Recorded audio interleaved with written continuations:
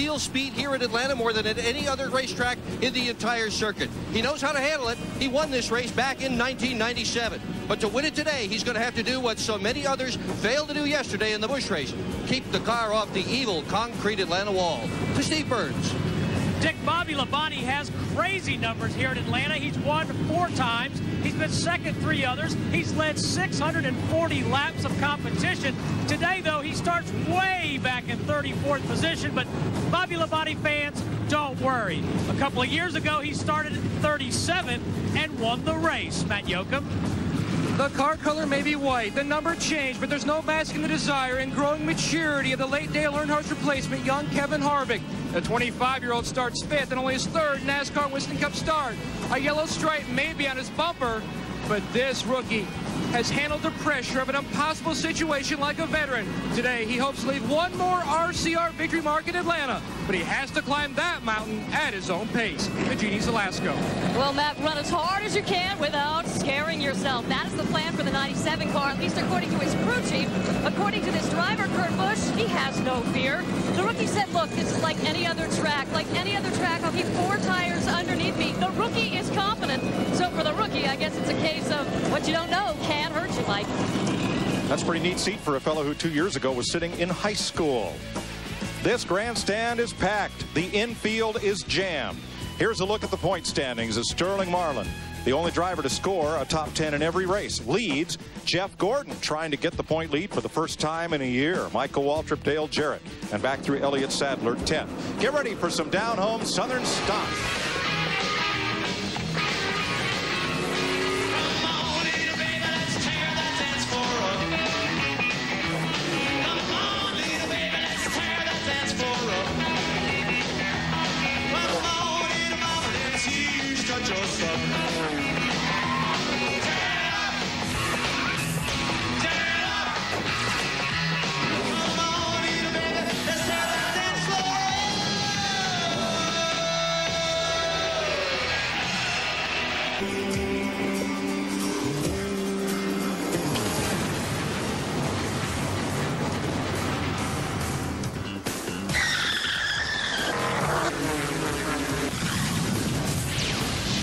NASCAR on Fox at Atlanta Motor Speedway.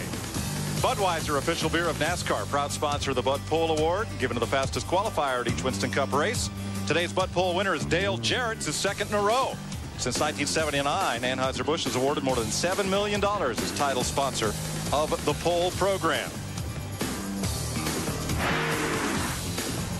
Dale Jarrett will start from the pole on our UPS starting grid, alongside Jeff Gordon, 3-time winner here at Atlanta Motor Speedway. And we'll have our UPS cam on board riding with Dale Jarrett today. Todd Bodine is starting in the 3rd position, and I'll tell you, Todd has never run bad here in anything, car or Busch car or Winston Cup. Mark Martin, 2 of his 32 career wins have come here in Atlanta.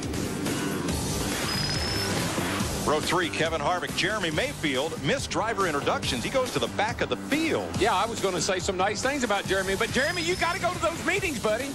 Dave Blaney and Jimmy Spencer. A couple of hot rods in row 4. Good run again for Blaney. Spencer had a shot at the pole. Row 5. Rusty Wallace, 2-time winner here at Atlanta, one of his best qualifying positions in a long time here.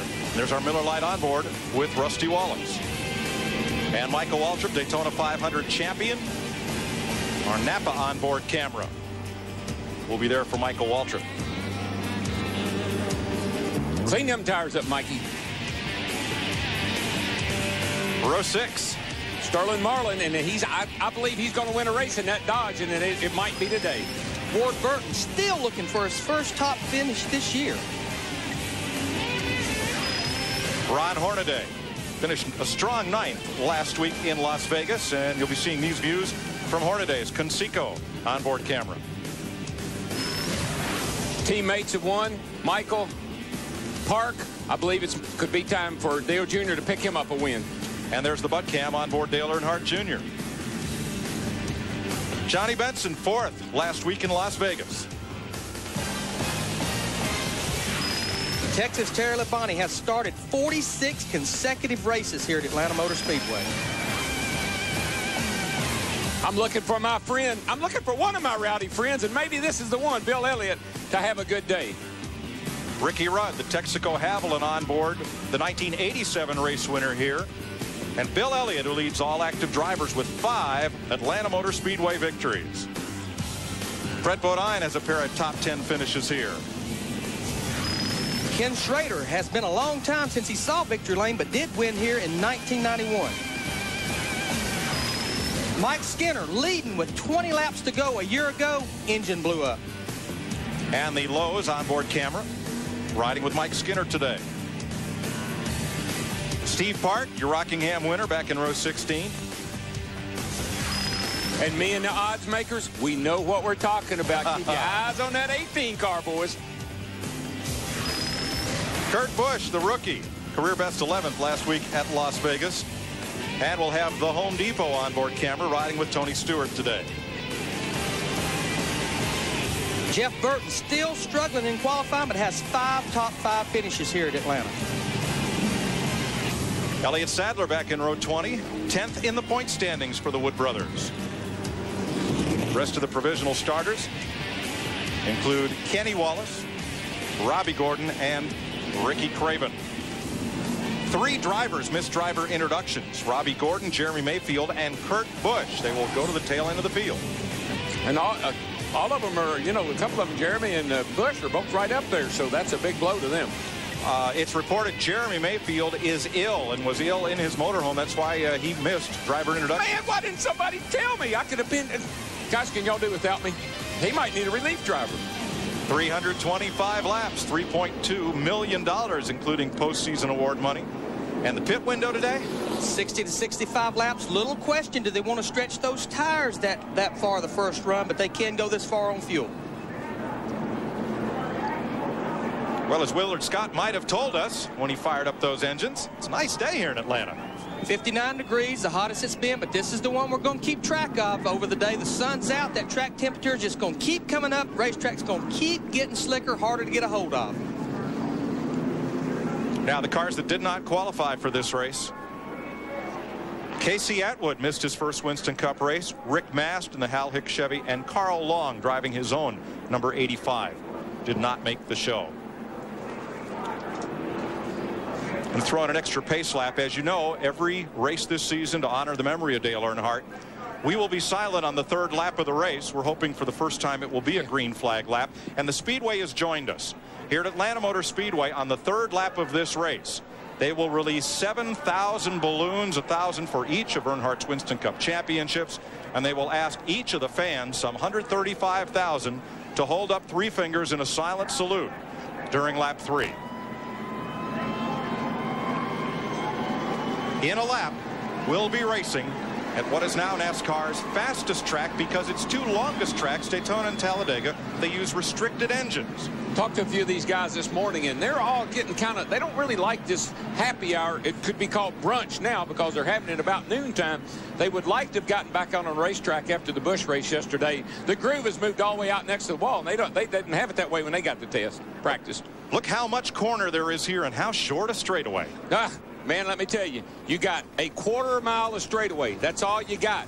You got a 1.25 miles of turn all the way around there. That's what makes this thing so fast. Get back in the gas way over here, come all the way back over to the first turn before you ever lift. You're going to be doing 200 miles an hour when you run down into turn 1, and it is breathtaking. See these suites here? This was the front straightaway. This was the start-finish line. In 1997, instead of tearing all that down and replacing it, this is now the back straightaway. And what was the backstretch with no seats or suites has been totally reconfigured as the front straightaway. Well, I like the suites, but I wish they'd have left the track alone. Because once they changed it, it changed everything.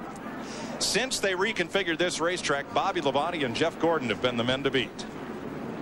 Well, Bobby Labonte, I'm telling you, he's going to be fun to watch. He won't blow through the field. He'll ease his way up through there. But before this day's over with, you'll be saying, where did he come from? Just like we did at Rockingham. Today's telecast is going to 60 countries around the world. Have I made my point about that yet? It's big.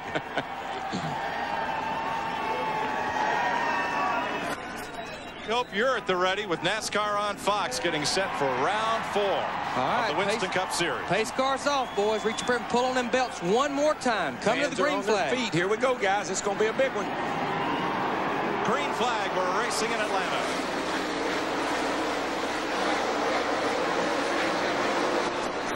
Got away. Nobody wobbling, bobbling, or anything.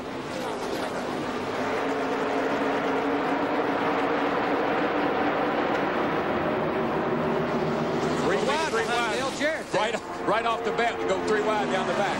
Look at Harvick at 29. What a little hot rod he is. Well, he's got 300 miles of practice. He was out there all day yesterday, so he kind of knows what to expect. And he comes up for second place to Dale Jarrett at lap 1. That Hendrick horsepower is pulling him down that front straightaway, though. And I'm sure he'll probably give Jeffy a little room to get down in there. There, we'll see him running even 3 and 4 grooves up the racetrack. Harvick gets a real good run off turn 2 right there. But when the tires are fresh, got good grip, they'll tend to want to run around the bottom of this racetrack.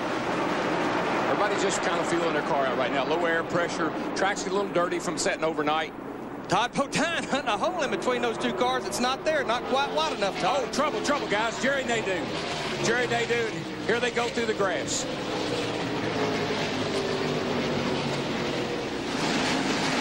Got Robert Presley sliding through the infield there in the 77. Gets stopped before he gets to the pits. And I don't know if you've noticed or not, but we're coming up on lap 3. This is the third lap. Week in a row.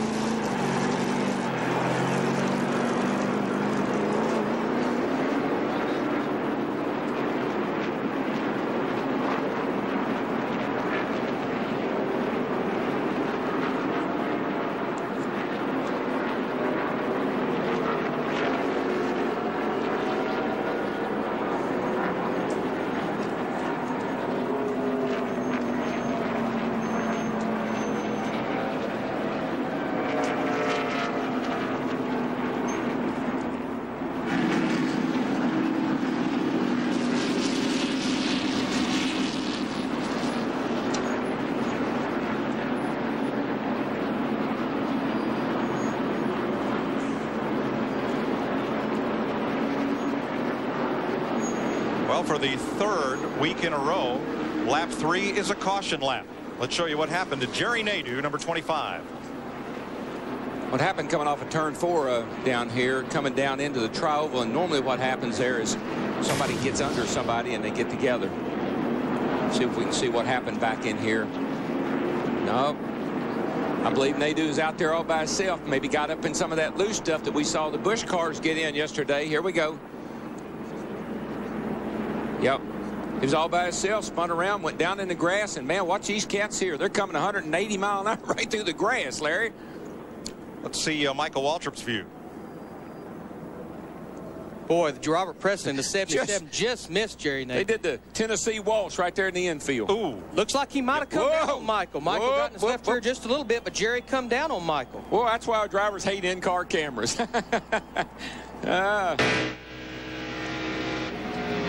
From Ron Hornaday.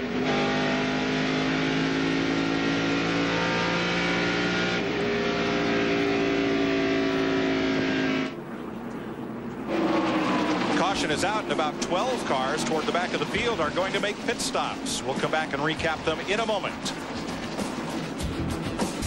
NASCAR Winston Cup Racing, presented by UPS on Fox, is brought to you by Dodge and the UAW. By Kellogg's, the official breakfast food of NASCAR. By Pep Boys, cars like us, people love us. And by Budweiser, the crisp, clean, refreshing taste you'll find in no other beer. This Bud's for you. Welcome back from Rusty Wallace's camera. There's the contact. Yeah, Michael, you can cut Nadeau much slack there. We got a green flag. We're back racing. Kevin Harvick on the outside here, going into turn 1, trying to get that lead from Dale Jarrett in the 88 car. Gets a good run up off the corner right there, Darrell. He did, and boy, Jarrett had to... Look at Jeff Gordon all the way to the bottom. Jarrett seemed like he had a problem coming up out of that turn, and I think that the 29 car messed the air up over his spoiler and caused him to get loose. Kevin Harvick 25 years old, out of Bakersfield, California. Expected to run the whole Busch Series this year, and he will. He'll also run the whole Winston Cup season. You know, something always amazes me is how hard these guys will race right from the green flag. It's like, let's get in line, let's get settled down a little bit. They start three-widening it and pushing and banging into each other as soon as the flag comes out. Here comes Sterling Marlin in that number 40 Dodge. He's wasted no time working to the front. He started 12th. And Todd Bodine, who picked up another top 5 finish, though not a win yesterday. Todd in that 66 right up there. And he did it in that groove. He was running right there about 2 lanes up the racetrack yesterday. Some of those guys that run the Busch race yesterday, Michael, Todd, and a couple others, Harvick, they're all going to be looking for that top groove because that's what was working yesterday.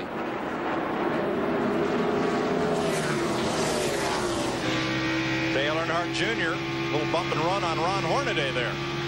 Very impatient. That's all I can tell you. They're all impatient.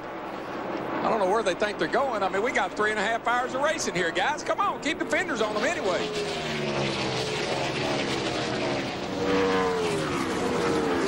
Back up front, Jeff Gordon draws a bead on Kevin Harvick.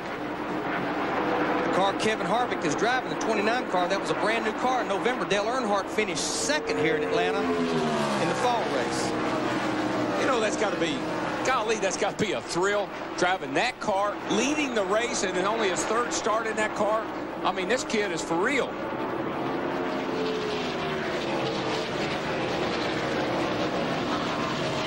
I think so far, Darrell, he's met everyone's expectation and then some. Oh, he's exceeded mine. I thought that the pressure of jumping in that car and having to work with a Winston Cup team for the first time, it might be more than the young guy was ready for. But let me tell you, he's got all 6 barrels loaded. And those two are getting away from the 3rd place battle. Also, Mark Martin on the move, pulling up on Joe Nemechek. This is for 7th place. This could be a Mark Martin racetrack. A lot of guys are going to have to go to the top. He'll hang around the bottom. And there goes the 40 and the 66 right there. And then 93, they got a good race going right here for 4th place. What keeps happening right here, Sterling running the bottom groove in the 40 car, but Todd Bodine gets that run off the corner on the high side, gets the lead back before they get to the next corner. So Todd vaults to 3rd place. See that 40 car lunge forward? He just gets back into gas a little quicker, but he runs out of room. Look at Dave Blaney in the 93 car right there. He's going to take advantage of these guys racing side by side. UPS cam on board Dale Jarrett right behind them. Surprisingly, Dale Jarrett on the start jumped way out there, but he's had to work his way back up after that last restart. All right, this is coming off turn 2, looking out Dale Jarrett's car. See 8,300, 8,400, 186, almost 187 miles an hour, off the throttle just a little bit. Bam! Right back in the gas right there. Wide open from right there all the way back around to here. That's where you run the thing wide open. Running 160 miles an hour in the middle of the corner off the throttle. Off the throttle. And they know, then you wonder why it takes a brave young man to run this joint. On the point, Kevin Harvick, the rookie. Right behind him, the man who's trying to extend his win streak to 2, Jeff Gordon. There is the gap back to the 3rd place car. It's almost 2 seconds. One of the guys I drove for one time, I asked him, how do you pick a driver? He said, I like a driver in his late 29s or early 30s. Bobby Labonte sneaking underneath Kyle Petty. Remember, Labonte started back in 34th position.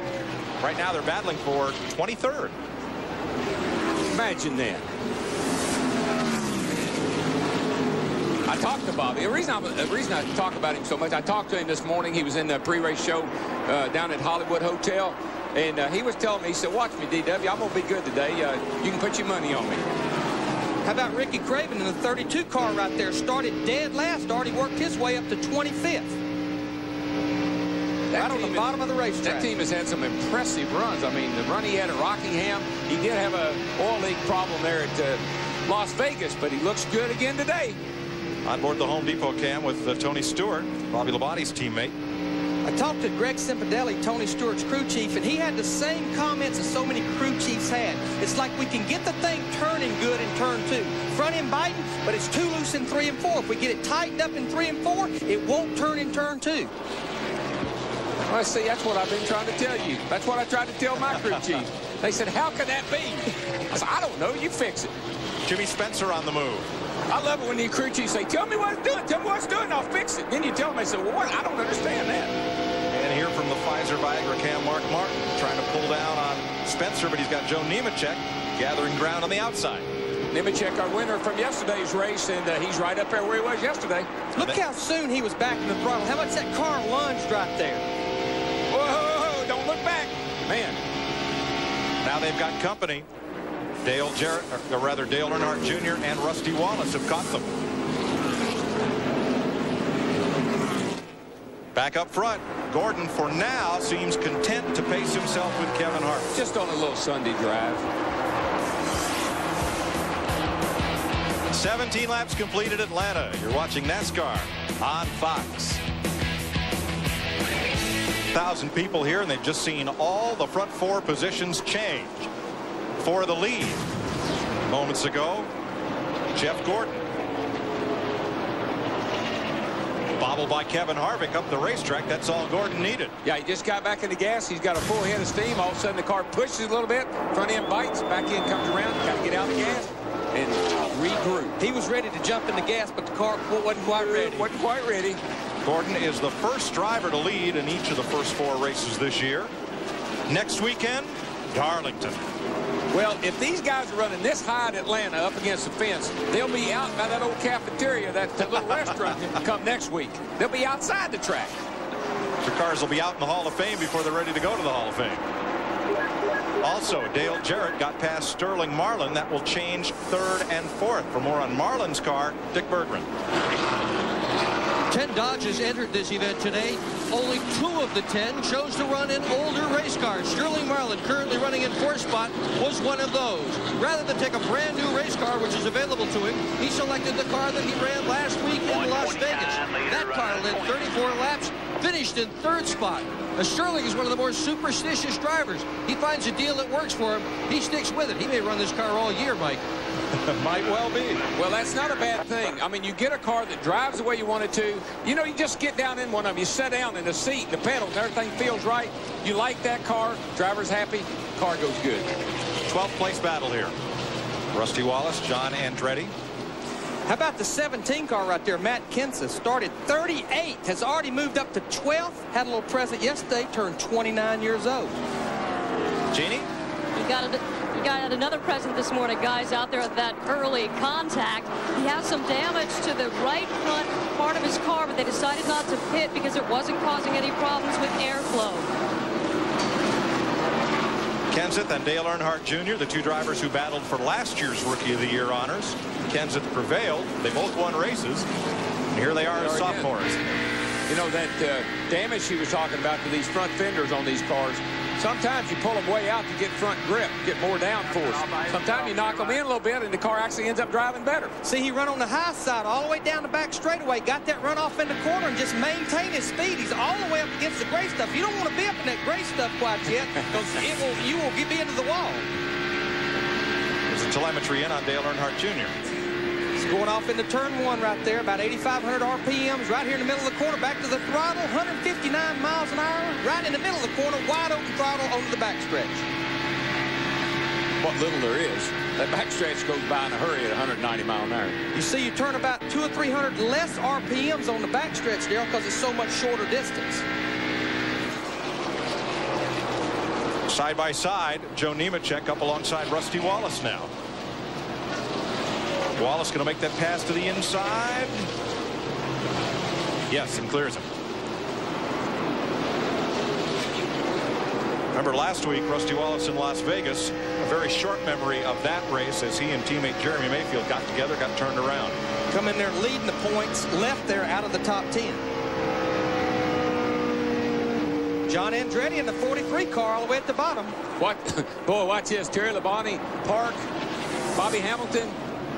Ooh, just getting in there. I'm telling you, they've been sliding in front of you. They've been putting a slide job on each other for the last 3 or 4 laps. It's called a controlled slide. Yeah, well, it's called please let me in. If you don't, we're going to wreck. When you get away with it, it's a controlled slide. There you go.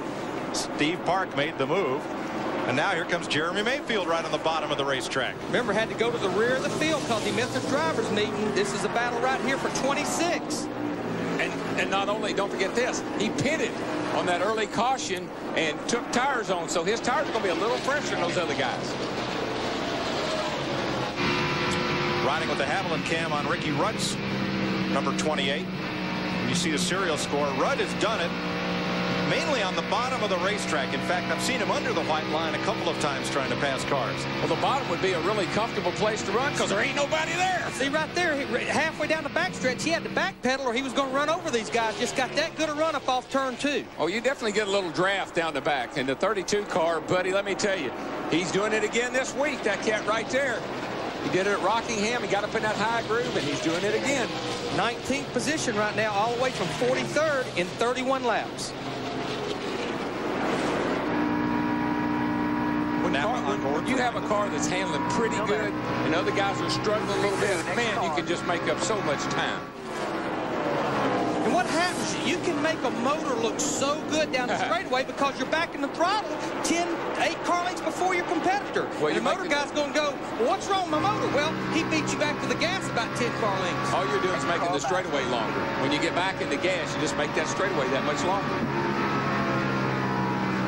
Like I said, they got 800 horsepower if you hold it wide open. Jeff Gordon leading Kevin Harvick by 1.2 seconds. Dale Jarrett is another 1.4 seconds back. Sterling Marlin is settled in 4th, and Todd Bodine is in 5th. We've completed 33 laps at Atlanta Motor Speedway.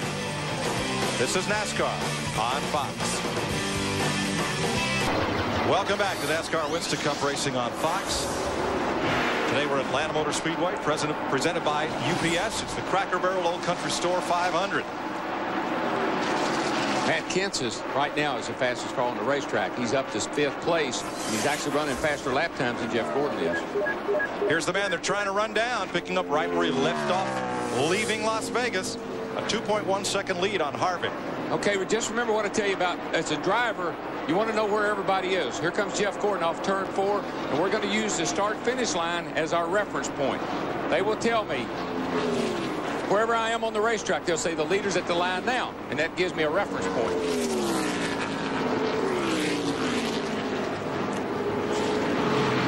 Let's check with Steve Burns. At the top of the show, we heard Larry McReynolds say these drivers can go about 60 laps on a fuel run. But look how many tires are down here in Kevin Harvick's pits. They're going to want tires before they get gas. 11 sets of tires mounted up here. Guys, there's $15,000 worth of Goodyear tires mounted up for Kevin Harvick.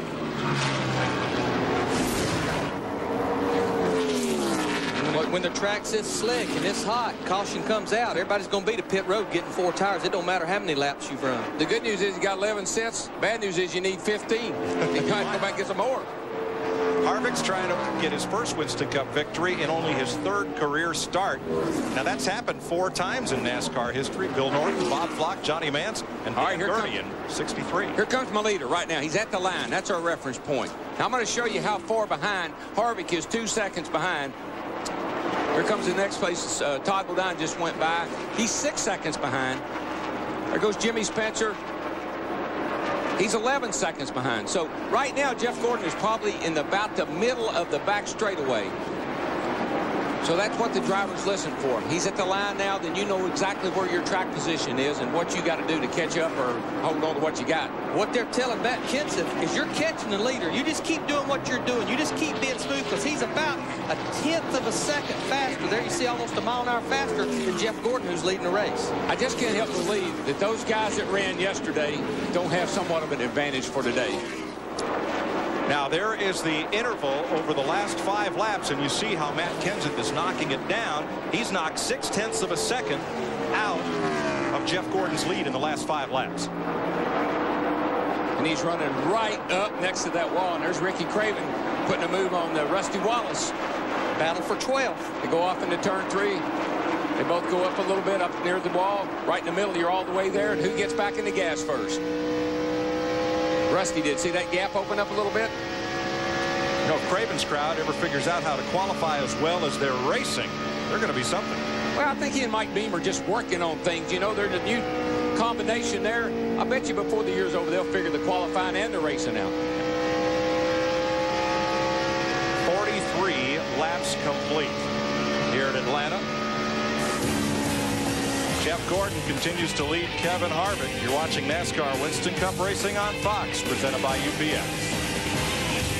Most storied superspeedway, Darlington. All on Saturday, Winston Cup qualifying on Fox Sports Net, the NASCAR Busch Series on FX, and then Winston Cup final practice follows on FX. Sunday, NASCAR This Morning and NASCAR Victory Lane on the net. The NASCAR Carolina Dodge Dealers 400 live on Fox, 12:30 Eastern Time. Here at Atlanta, pit stops have begun. Brett Bodine has been in. Jeff Gordon remains out front over Kevin Harvick, Sterling Marlin, Matt Kenseth up to 4th, and 5th place Dale Jarrett. Yeah, he's starting to lap some of the cars at the back of the field. These guys here. How about Jerry Nadeau was in that first spin while ago in the 25 car. He's already moved back up to 17th position there, going underneath Ricky Rudd in the 28 car. Didn't really hit nothing when he spun. Come back in, got 4 tires, back out there, at it again. But I think that's the key, Larry. It's the 4 tires. Even though that was 4 or 5 laps into the race, he got 4 tires on. He's got 4 or 5, maybe 6 laps advantage on some of these other cars. And I talked to his substitute crew chief, Gordon Gibbs, because Tony Furr, he's got a few more races before he can come back after that suspension at Daytona. This is the same car they won with in November, but he said we just, like Greg Cianfrocco and Tony Stewart, we just can't get the balance between the two ends of the racetrack. Well, I tell you right now, he got off of turn 4 real well, and he passed 3 cars in one swoop there. So they're going to the front. He's running around the bottom. Looks like the car's handling good. He's not fighting with it. Got his hands nice and smooth. He just waved to John Andretti. Thank you for letting me by, John. See you later. Nadeau, the most recent of 4 drivers to pick up their first Winston Cup victory on this speedway. When you can get down on the bottom like that right there, you can really pass a lot of people if you can get back in the throttle. I can add, guys, yesterday when I talked to Jerry Nadeau, he was telling me about the same thing that Larry did. They came here with the exact same setup they'd won the race with and run so good here, but this new tire, they had to take every bit of that stuff and throw it back in the truck and start all over again. And what they've been able to do is find out that, hey, put a little bit more right front spring in this thing, a little bit smaller front bar than what normally they'd run, and it really works out really well for them. Gordon is our leader here, Jeff Gordon. He's having a heck of a time with Robert Presley there. He caught him, but he hadn't been able to get around him. Again, that's one of the cars that had to pit a little early because he spun through the grass. I believe you see the difference there. Now, Gordon's down under him, but he hadn't been able to make that pass. Presley in the 77 gets that run off turn 4. He's just trying to stay on the lead lap as they come up on Kyle Petty in the 45 car. Robert Presley comes into this race 8th in the points, the highest he's ever been in his career. He and Kyle in the 45 trying to stay on the lead lap. And you see that high line, he gets just enough momentum off of the turn that he pulls right back ahead of Gordon. Gordon will drive up to him right into the turn, but he drives off of there a little better. Robbie Gordon made a pit stop. Here's Ricky Craven on pit road. Well, these pit stops are going to be oh so critical. That in and out time. Johnny Benson's in. Steve Park is also in. And this is one of the few crews that's wearing all helmets. You see tire changers, everybody's wearing helmets, Matt Yoakum. He goes to work on the right front. A 4th tire stop for Johnny Benson. He said his car was a little tight. They're going to adjust with air pressure. Second can is in, and he's down and away to Genie's Alaska. Well, Saturday was Matt's birthday. The Jackman, Jeff Vandervoss's birthday as well. How they celebrate preparing for today's race. And they took a half-pound out of the right rear and crushed the grill here in this stop. Terry Labonte is in. Also Mike Wallace making pit stops under the green. And Kevin Harvick comes back after the lead. The reason for that, Mike, is Gordon can't get around that 77 car. He's tried him high, low, every way. He can't get around him. That held him up. And that allowed the 29 car to catch back up. Johnny Benson scoots away. He's on fresh tires. He should run away from that group. Not just right out of the picture is Sterling Marlin, who is catching up. Rusty Wallace is in. Elliott Sadler has made his pit stop. But I'm Robbie Loomis, Jeff Gordon's crew chief, and what I've told Jeff, look, we're a handful of laps from coming in the pits. Just don't get yourself in trouble, that 77 car. Let's just be cool here, be smooth. We'll be in here and get us 4 tires here shortly. But I'm screaming, but he's holding me up. Go talk to his spotter. Tell him to get him out of my way. Pole sitter Dale Jarrett comes in. Ward Burton, Mark Martin, John Andretti, Bobby Labonte. Here they come. And here come the leaders. Bad time to pit, guys. Bad time. Steve Burns. Here it in. They're going to make a track bar adjustment. The catch can man, Rick Colson, is the one that's going to make that adjustment. 4 tires for Dale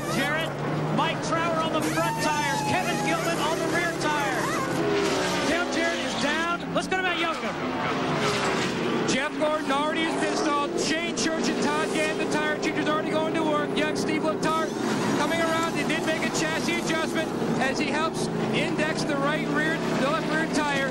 Second cannon down and away to Dick Berggren. Sterling Marlin also in for 4 tires. They're very pleased with their race car. No major changes in the car. 16-second pit stop to Steve. Dick, Kevin Harvick just made his stop. No adjustments to the number 29. They changed 4 tires, and he's off of pit road.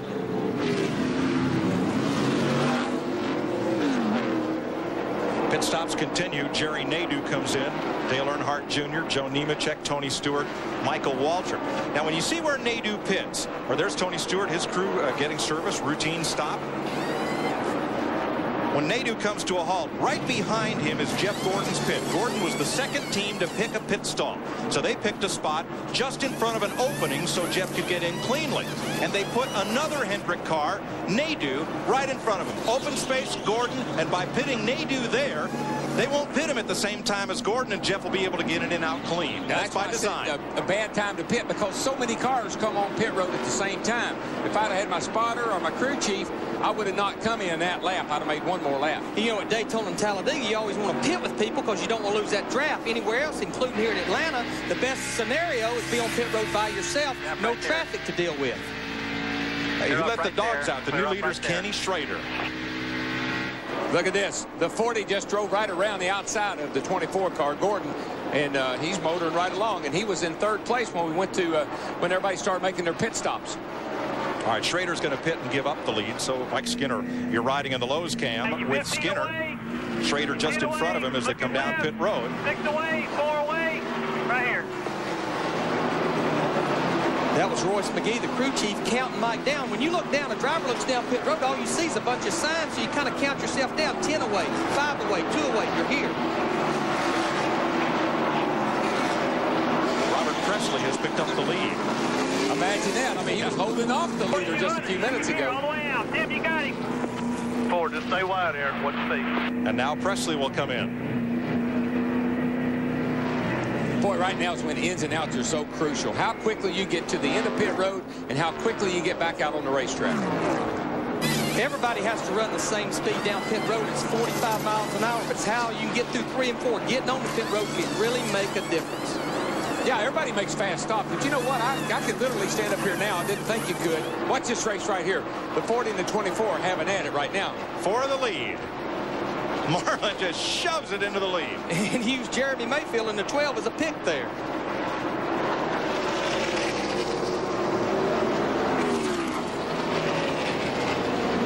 So Sterling Marlin, who coulda, woulda, shoulda won Las Vegas, and is the only driver to finish in the top 10. There's Chief Tony Glover as we go to break with Sterling Marlin leading in a Dodge. You're watching NASCAR on Fox. Laps complete here at Atlanta. Jeff Gordon back into the lead over Sterling Marlin. Kevin Harvick continues to hold tough in 3rd. And another young gun, Matt Kenseth, in 4th. But Sterling Marlin, he accomplished what he needed to accomplish right there. He got him 5 bonus points for leading a lap. You lead just 1 lap, it's 5 bonus points. Adds up at the end of the year. Here's how the lead changed hands. Watch this. Up on that high side. Jeff Gordon hooking that white line in that 4 car. When Sterling went up, here he comes. Does Michael Waltrip have a problem, Steve?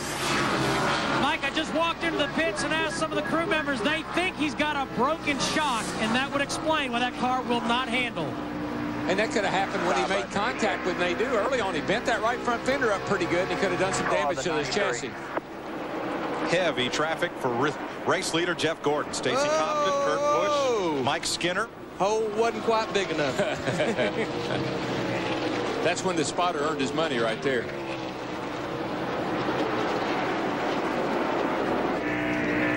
Looking back from Mike Skinner's Lowe's cam and race leader Jeff Gordon. This is going down the backstretch right here, off into turn 3. Skinner goes to the low side. There you see Jeff Gordon going to the high side. Now, all right, let me tell you, we were talking about ins and outs. This is when the crew chief says, hustle, hustle, hustle to the end of pit road and hustle, hustle out.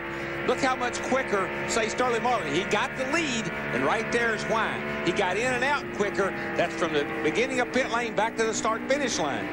Gordon didn't do a bad job, but Sterling beat him in and out, and that's how he got the lead for that couple of 3 laps. So Gordon now leads by 0.6 of a second. Harvick another 2.5 back. He has about a second on Matt Kenseth. Bill Elliott in the 9 car right there trying to go to the bottom side, get back on the lead lap while Jeff Gordon's fighting all these other cars. There's Sterling Marlin in 2nd place right now, catching Jeff while he's fighting these guys. Dick Berggren. So far, the best finish a Dodge has earned in this brand new season has been a 3rd. That was Sterling Marlin last week at Las Vegas. 3rd is pretty incredible for a manufacturer that's been gone as long as Dodge, but they may have their best shot right here. This morning, I talked with Louis Duncan, who is an aerodynamicist for several of the Chevrolet teams, and he was just shaking his head. He said, you know, the nose of that Dodge looks just like a bullet, and they've got lots of downforce in the front. That helps them get in the corners and helps them get through them as well. Dodge may make it today. Let's go to Matt. 2 laps ago, Dick, Tom Bodine in the 66 car came on radio to his crew chief Larry Carter asking, is there any wood in the frame rails because something is burning? There is a little bit of smoke in the car. 1 lap ago, he came on and said, I think there's a hole in the tailpipe. It's burning stuff underneath the floor, and my feet are very, very hot. Now, what he's talking about, why would there be wood in the frame rails? These cars have to weigh 3,400 pounds. We have to put lead in the frame rails to make it up to 3,400 pounds, somewhere around 200 to 300 pounds. Sometimes the frame rail's so long, you don't need that much lead. You space it where it can't go back and forth with wood. We had this happen one time with Davey Allison, and he said it was like a chimney with smoke coming out, so everybody started going to aluminum spacers. Let's let you folks with surround sound crank it up for a bit.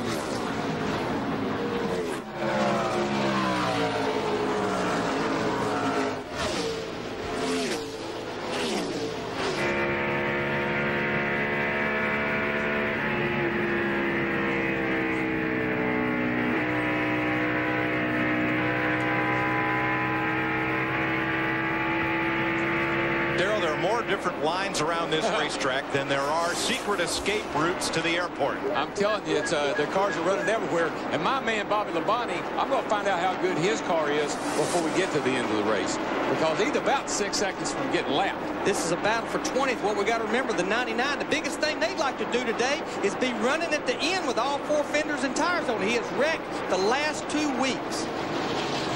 One of the favorites coming into this 2001 season to be the champion, but they got a lot of ground to make up. There's 2 drivers that led the points at the end of last season, and this year they're hanging on by their fingernails just to stay on the lead lap. What's happened? It's them tars, different tars. The biggest problem they got is that blue and orange 24 right there. He's only about seconds behind these guys. That's them flames on that one. It's the tars on them others, the flames on that one. We've completed 78 laps here at Atlanta Motor Speedway. Jeff Gordon continues to lead. Sterling Marlin and Kevin Harvick. Welcome back to Atlanta. Steve Park's engine has let go, and he brings out the caution for the 2nd time today and makes that hard left into the garage. Now, just prior to that, Elliott Sadler made an unscheduled pit stop and went a lap down. Michael Waltrip came into pit road but kept going to try to avoid going a lap down when his teammate's engine let loose. Riding along with Michael there. I'm not sure it's a shock. Let's come in and change right sides first. Pull the rubber. And Jeff Gordon leads them around under caution behind the safety car. First caution was at lap 2. Jerry Nadeau and Michael Waltrip got together. Nadeau spun through the infield grass. And this is the second caution coming at lap 83. There's a lot of conversation going on right now about what they're going to do to their cars. What are they going to do? They take spring rubbers out. They're going to make track bar adjustments, air pressure adjustments. Lots and lots and lots of things are going to happen on this set of pit stops. Yeah, they'll definitely be on pit road for 4 tires. This is the first time they've had a chance to kind of slow down and tell the crew chief what's going on in the first stop under caution, where you can do a little adjusting without worrying about a green flag stop. Here come the leaders to pit road, 45 miles an hour, starting right there. That's when the crew chief tells you, slow down, man. I can't do all those things at one time. There's your triple split pit box with the first 3 drivers, top to bottom. Matt? The 24 car on the top of your screen, Jeff Gordon and crew chief Robbie Loomis were talking about what changes to make on this 24 car. They discussed a track bar adjustment, but I did not see the handle going in the back window. Looks like just air pressure for the 24. Dick Berggren.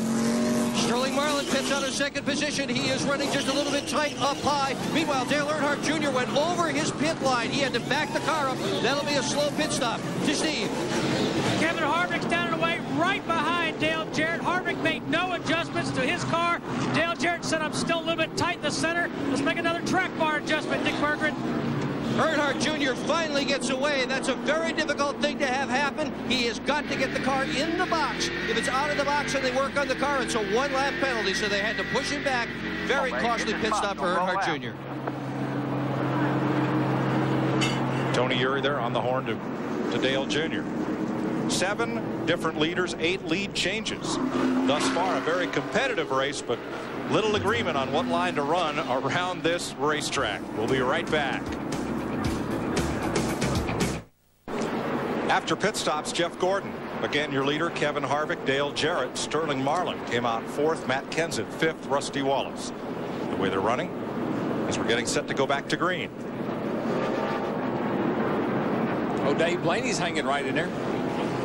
And trouble for Michael Waltrip. That's not the way you want to see your hood. Steve? Mike, as I reported earlier, they thought they had a broken shock. They just had the hood up. Then they thought they had a flat tire. We'll check with crew chief Scott Eggleston and find out exactly what the problem is for Michael Waltrip. Starting into 3. I'll tell you what, I've run here so many times when I said I got a broken ratchet in the gear. I've got a tire. This track will throw you more curves than any track I've ever been to. Gordon came out where he came in. Kevin Harvick picked up a spot, as did Dale Jarrett. Sterling Marlin lost 2, and Matt Kenseth gained 13 spots on pit road, according to that graphic. Getting set for green. Here we go.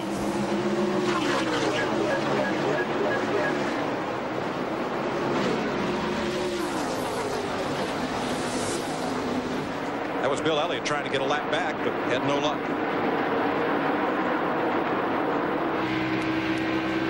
And we got us a new race, guys. Load them up, set them up, and let's go again.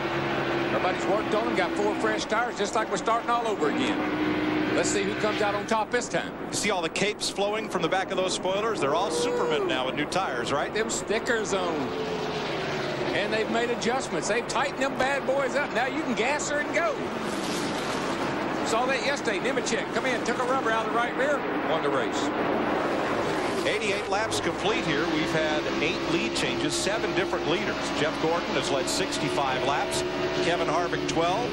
Dale Jarrett, the pole sitter, has led but 6 laps. Sterling Marlin, Robert Presley, Jason Leffler, and Kenny Schrader have each had a turn at the front spot. Dale Jarrett in the 88 car there went by Kevin Harvick for the 2nd position, so he's back on the move again. This is looking out the front of his car. That's Bill Elliott there in the red number 9 trying to get that lap back. Yeah, a caution flag is just like calling timeout. Gives you time to go in and set up some new plays, make some changes, and go again. Now for more on Dale Earnhardt Jr.'s stop, here's Dick. Tony Eury came by the number 40 team and expressed his displeasure at the way the pit stop had gone. It was Eury's position that the tire for the right front on the number 40 Sterling Marlin's car had been left in the way, and that's the reason that Earnhardt missed his pit. But they replayed that pit stop here in Marlin's pit. Front tire changer. Darren Wolf looked at it twice. He said, hey, nothing wrong with that one. Eury's back on his box. They're back on theirs. And that's why you'd rather have that teammate pitting next to you instead of that adversary. Sometimes that can be good, sometimes that can be bad. Yep. Sometimes you get to competing against each other. I don't know how they know what. Look at Kurt Busch all the way against the wall there getting in turn 3.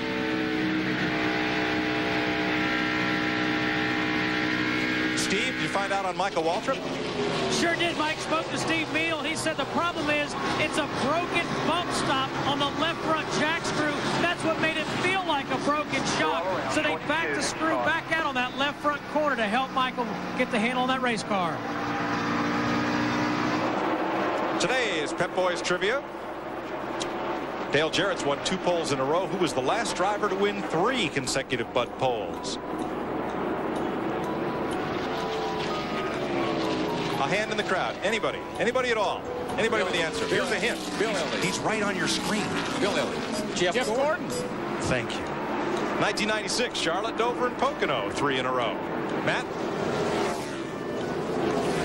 Larry McReynolds touched on it earlier that Jeff Gordon develops an aero push if he is behind another car. He built up the pressures in the right front on the last run when he got behind the 31 car. So he is trying to stay out in front of the 88 if he can, because that's where his car handles best. And what's going on there, these cars are so aero dependent, so downforce dependent. Look at Dale Jarrett in 88 car now. He's trying to get up there and get in front of Jeff Gordon. You've got downforce pushing on that front end when you're in clean air. But when you're following a car, that car takes the downforce off and the car won't want to turn. But our Rockingham winner is out of the race early. Here's Jeannie. What is wrong with this picture? Steve Park's not in a fire suit.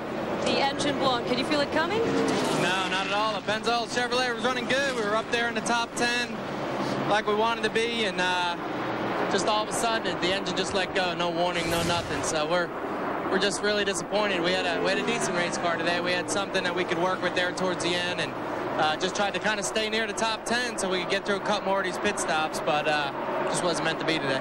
Steve Park with concerns about the tires and maybe the lack of grip coming into today, but you're nothing without an engine, guys. You're nothing without the lead. Here comes Dale Jarrett for it. I love this shot. This is cool, man. That's how close together we get. They go high and low. Watch them come down. Got the momentum off of turn 2, heading down the back. Steve Park came in here 5th in points and will drop out of the top 10. We're down here in the middle of 3 and 4 now. Here we come. Coming around turn 4. Starting down toward the start-finish line. Gordon's got a good head of steam. He's running a little higher line. This cat right here, Dave Blaney, he is on the move. He started back in about 8th place. He's already up to 3rd. Up to 4th. He's going by Harvick. That old Dodge is trucking along pretty good, boys. He was 6th on the restart, and I would have to say that Bill Davis team right there with Dave Blaney gets the most improved award for the season so far. Matt. 3 top 10s for Dave Blaney in the 93 car in his last 6 Winston Cup starts. He's been complaining about all morning and afternoon about his car being a little tight. They have adjusted. His spotter, Rocky Ryan, keeps cheering him on. Go get him, go get him. Keeping that adrenaline going, trying to move him up to the lead. There's the sequence of Blaney moving up to 3rd place. Well, here we go again. 2 different thoughts on how to get the lead and how to hold it. It's like for a few laps, he moved up to the high side with Jeff Gordon. Now he's back to the bottom, Darrell. Figure this. It's shorter around the bottom, but it's faster around the top. Get more momentum, carry speed off of that corner. Coming off of turn 2 here. Back in the gas. Going to tuck in behind Jeff Gordon and get a little suck off of him, get a little pull. Here we go down into turn 3. Gordon goes high up next to the wall. Jarrett stays sort of in the middle. He wants to hunt the bottom. Guy back in the gas. That wall gets mighty. Oh, man, it gets close right there. Across that start-finish line. See him close up ever so slightly from the little bit of draft he gets. A little bumpy right here. Bam, bam. Makes the car move up the hill a little bit. Not as far as Jeff Gordon is. As you can see, come up there and you're right out next to that wall.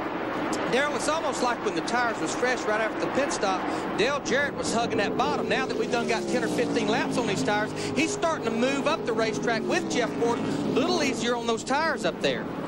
Well, the thing about it is both these cars here, these will be 2 guys that will run great next weekend at Darlington, too. And they're getting a lot of practice today running up next to that wall. And you see Jarrett starting to ease that thing right on up there, and you'll see him close right back up when he does. But, Darrell, are there room for 2 grooves like this at Darlington? Well, that's the problem you got there, is that's why they run over each other all the time. Everybody's trying to get in the same spot. Darlington's made for 1 race car, and that's it. 100 laps complete here at Atlanta Motor Speedway. Jeff Gordon back in the lead. You're watching NASCAR on Fox, presented by UPS. Welcome back to Atlanta. Chris Myers with Jeff Hammond. Don't forget Victory Lane tonight, 9 o'clock on Fox Sports Net. As we continue to watch the race and the battle for the lead, Jeff Gordon has that over Dale Jarrett. Jeff Hammond, Ford has complained since Daytona about the aerodynamic disadvantage. They want more help on the front end. They say they don't need the 2 inches that Chevy got, but Chevy has won all 3 races so far this year, and they're leading again. Yeah, as you can see right now, Dale Jarrett get close to that 24 car, but he's having trouble really getting and making that pass. He can suck up to him, and all of a sudden Gordon seems like he drives away from him. That's the big problem they're complaining about, is after a few laps, after the tires get worn a little bit, they lose their grip, all of a sudden they need that aerodynamic downforce to make the front end hook so they can keep it going. Jarrett did lead 42 laps last week. He's won 2 straight poles, but no victories yet for Ford. So far, 10 lead changes here with 7 different leaders. Let's go back upstairs now. Mike Joy. This is a great battle right here, and Dale Earnhardt Jr. is right in the middle of it as you watch from the Bud Cam. Todd Bodine up high and Johnny Benson filling up his mirror. But you know, I follow up a little bit on what Jeff said about the Fords, and they say they need some help. If the Dodge is good, the Ford ought to be good. Because I'm telling you, I walk through the garage and I look at them, and I can't tell any difference in them. They look very, very, very similar. More from Dale Earnhardt Jr.'s pit. Here's Dick. On that last round of pits, Steve Wolf, the rear changer on Dale Earnhardt's car, suffered a laceration on his finger. The doctors put ice on it. They said, you're out of here for the day. Well, the one car Steve Park blew up, he's a teammate. Mike Atwell from that car is going to pit it. You're looking at Atwell now. He has also brought along his carrier, Chad Walters. So we'll see how these guys mix together. They're certainly not used to pitting as a group. Mike? Now, Larry, that's pretty neat. If you're going to change tires, you want your own tire carrier because you folks have your timing and your sequence. Yeah, I mean, the tire carrier, the tire changer is only as good as his tire carrier. And it's not saying one tire carrier is better than the other, but they're just used to each other. Darrell, I want to challenge you on something right there, partner. Not that I'm a Ford supporter, but at the same time, I know I've seen some of the numbers on the Dodges, and I do believe they do have a little bit more front downforce than the Ford, even though I do agree they look very much the same. But I think if you notice the way those openings are and the way the air flows over the car once he leaves that front valence, it makes a big difference. And we see right now Jeremy Mayfield must have a problem on pit road. Matt's there. He came on the radio, Mike, and said something feels like it's loose in the right front. They're going to make a track bar adjustment and a 4-tire change to see if it is the tires or if something is indeed loose. You can see one of the crew members sticking his head inside, checking to see if something is indeed loose in the right front. He said he couldn't tell what it was, but something just did not feel right. They didn't want to take a chance. Jeremy has not felt good all day, so he did lose his breakfast twice this morning. They thought they may have to get a relief driver, but Jeffrey Baker did not see anything wrong in the right front. Now around to the left side to Jeannie. Well, Matt, it is frustration with the 18 car. Bobby Labonte says it is pushing like a dump truck. Last pit, he took one rubber out of the right front, made a track bar adjustment, about a 1/4 inch, but it actually made it worse. Crew chief Jimmy Makar told his driver, hey, hang in there, let these new tires settle in. Darrell, Bobby's driving your dump truck. Well, he is, and I know a lot of people haven't ever driven one, but that's not a fun thing to be. Let me just follow up again on what Jeff said. Some of these cats, Jeff, can take urine and beat his, and some of them take his and then beat urine. And I think that's the big difference. And I agree with what you're saying right there, Darrell. And I think it's going to be going on a long time as long as Ford doesn't get in victory lane. You know how it is. You've always told me the squeaky wheel gets the grease. And right now, they haven't been able to get into victory lane like they've been able to in the past. So automatically, you got to go down to that big red rig and start complaining. Otherwise, they're going to leave it like it is. Dad, or come over to the Hollywood Hotel, do a little complaining, and get them on national TV. There you go. Come on down. Well, watch Todd Bodine here in 66 trying to hold off the 10 of Johnny Benson while trying to overhaul the 8 of Dale Earnhardt Jr. It's almost like he got such a run off this corner right here a while ago that he got up on the 8 car so fast he had to back off the throttle, and the 10 car caught him before he could get his momentum back. Bill Elliott in the 9 car now. He's a lap down, so he's really not in racing these guys for position. Look at the 10 car down to the bottom there. Johnny Benson. Ooh. Got to have a pretty good hand on an automobile to get down under somebody out of the corner like that and not get into him. I did pick him, you'll remember. You picked Benson? Yeah. Just look at him at the bottom. He's almost on the white part of the apron right there. Gets a great run off turn 2 right there. But you see Todd Bodine up high. Keeps that momentum. Keeps them RPMs up. Back into turn 3. Johnny Benson back to the bottom. And we got a good race going on for the lead up here. The battle for 5th position right here. Remember, Jerry Nadeau, one of the first cautions about lap 2, spun out. He's done worked his way back to the 6th position.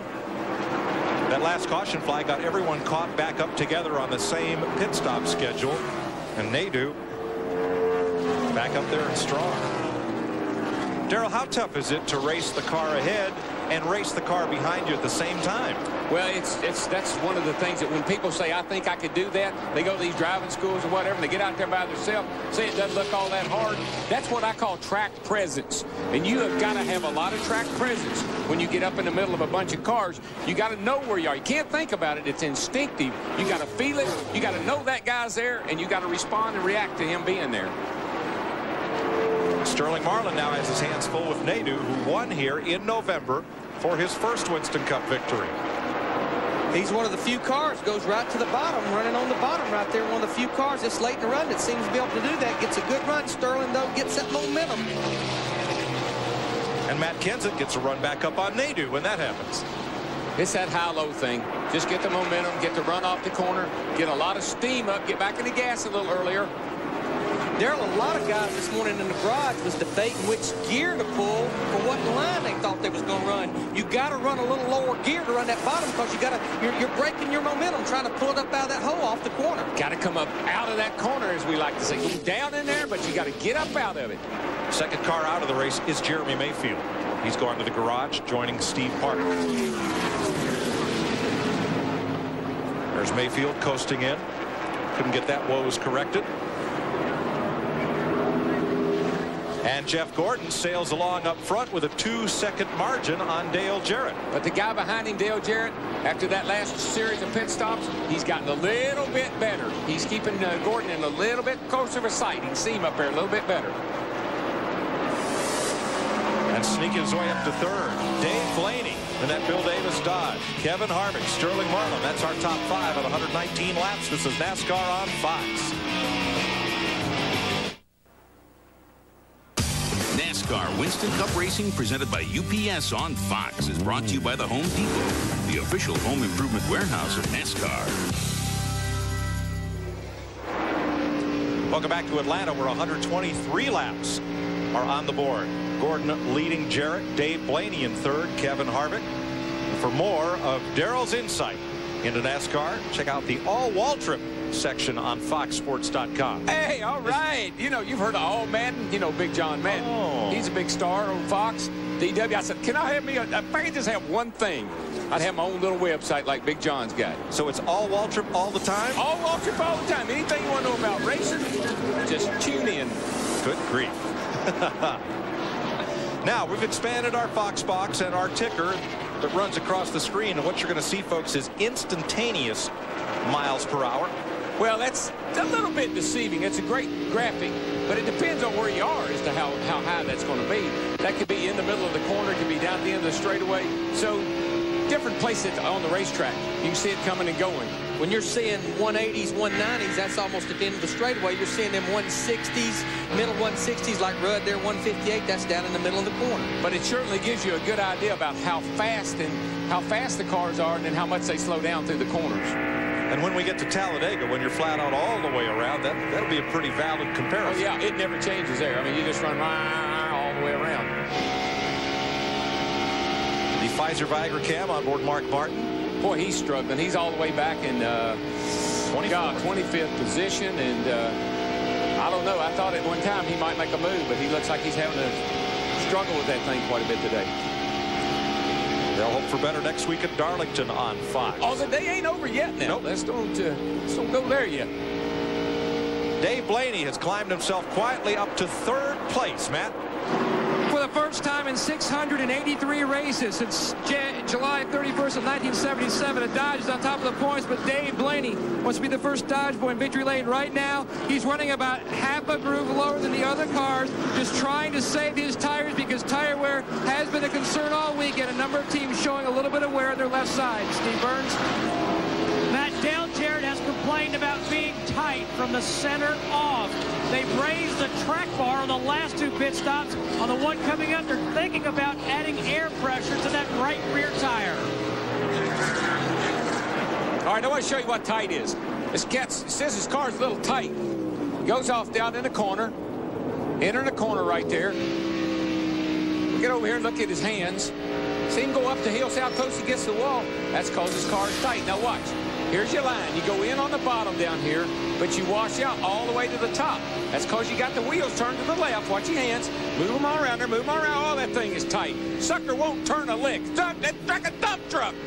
That's what he's telling with that other hand. He's pushing that button down there. And DW, the only way you can get it to turn is just back off the throttle, slow the speed of the car down. But from a driver's perspective, he'd rather have it pushing like a dump truck than he had as loose as a goose. And you can see Jarrett's hands are going way over the top. Car's a little too tight. Don't have to make an adjustment there, Todd. Do a little air pressure, track bar, do something. You got to help him out here now. And what they're talking about doing, they're talking about putting air in that right rear tire. That increases the spring rate over there. 1 pound equals about 10 pounds of spring rate. That'll help that old car turn up off the corner. There's Dave Blaney, 93. He's going for second here. I'd be running down there and asking Blaney what he's doing. Keep talking about these cars not turning. It brings us right back to what we were saying earlier about that downforce on the front. Now that Dodge is coming up through there. Tires getting a little bit worn. Got a little bit more front grip. But his car's turning like it needs to. He's able to get back to the throttle. He's gaining on that 88 car from Dale Jarrett. Well, we'll see what happens when he gets up there. He was able to close up. But the big thing now is, can he make the pass? A lot of air right in here, folks. That's where all that air is. It moves around and upsets the car in the back. See these fenders? He can always pull those fenders out a little bit, get a little bit more downforce. And if you watch these cars nose first, you'll see a huge difference in how far out that fender sticks. And that's how you plant that front end. That's why they wear out the left front tire. They put a lot of downforce on that left front corner. Jarrett holds second. Meanwhile, leader Jeff Gordon has come up on a big pack of traffic. He's come up on about half the field. There you see Robbie Gordon run him all the way up to the wall right there. Again, some of these guys trying to stay a lap down. Some of them trying to stay on the lead lap right here. We're about 10 or 12 laps away from pit stops. These guys would love to stay on the lead lap. And Dave Blaney completes the pass for second place. You know, I think Blaney thinks he's at Eldora. He's driving that thing down in there like he's at Eldora, got that big right rear, and he's laying it up there against a fence and gassing it and going. Oh, here's our neatest. This is the neatest thing we got right here. Fox Tracks. Using global positioning satellites, we can pinpoint the location of these cars and give you intervals and speeds in real time. We're dialing them up now, telling them, hey, give us a signal, will you? You know, Blaney had been running the bottom, running the bottom, running the bottom. Where did he go by Dale Jarrett? On the high side. That's what I'm telling you. It's just like Eldora. When it gets dirt, when it gets slick, they got to put it up there in the cushion. Look at the tracks that Dale Jarrett's running in right now. He says, hey, Blaney's pretty fast. I'm going to try to stay with him. But look at the gap, how much. This shows Dale Jarrett's car is pushing off the corner. Look how much space Blaney opened up off the corner. Blaney getting back to that throttle a lot quicker than Dale Jarrett is. And the car is turning for him. You can hear Dale, he's out of the throttle so long, and he never mats it. He's just kind of easing into it. Now, Gordon has busted his way through 4 of those 12 cars. That's what you call a gaggle of cars. It's coming up on Andy Houston and then Rusty Wallace. Stacy Compton, Mike Skinner there. We'll probably see Rusty's car start smoking here in a minute, and it'll all be coming off the steering wheel. Buckshot Jones in that pack, Nemechek, and Wallace is coming in.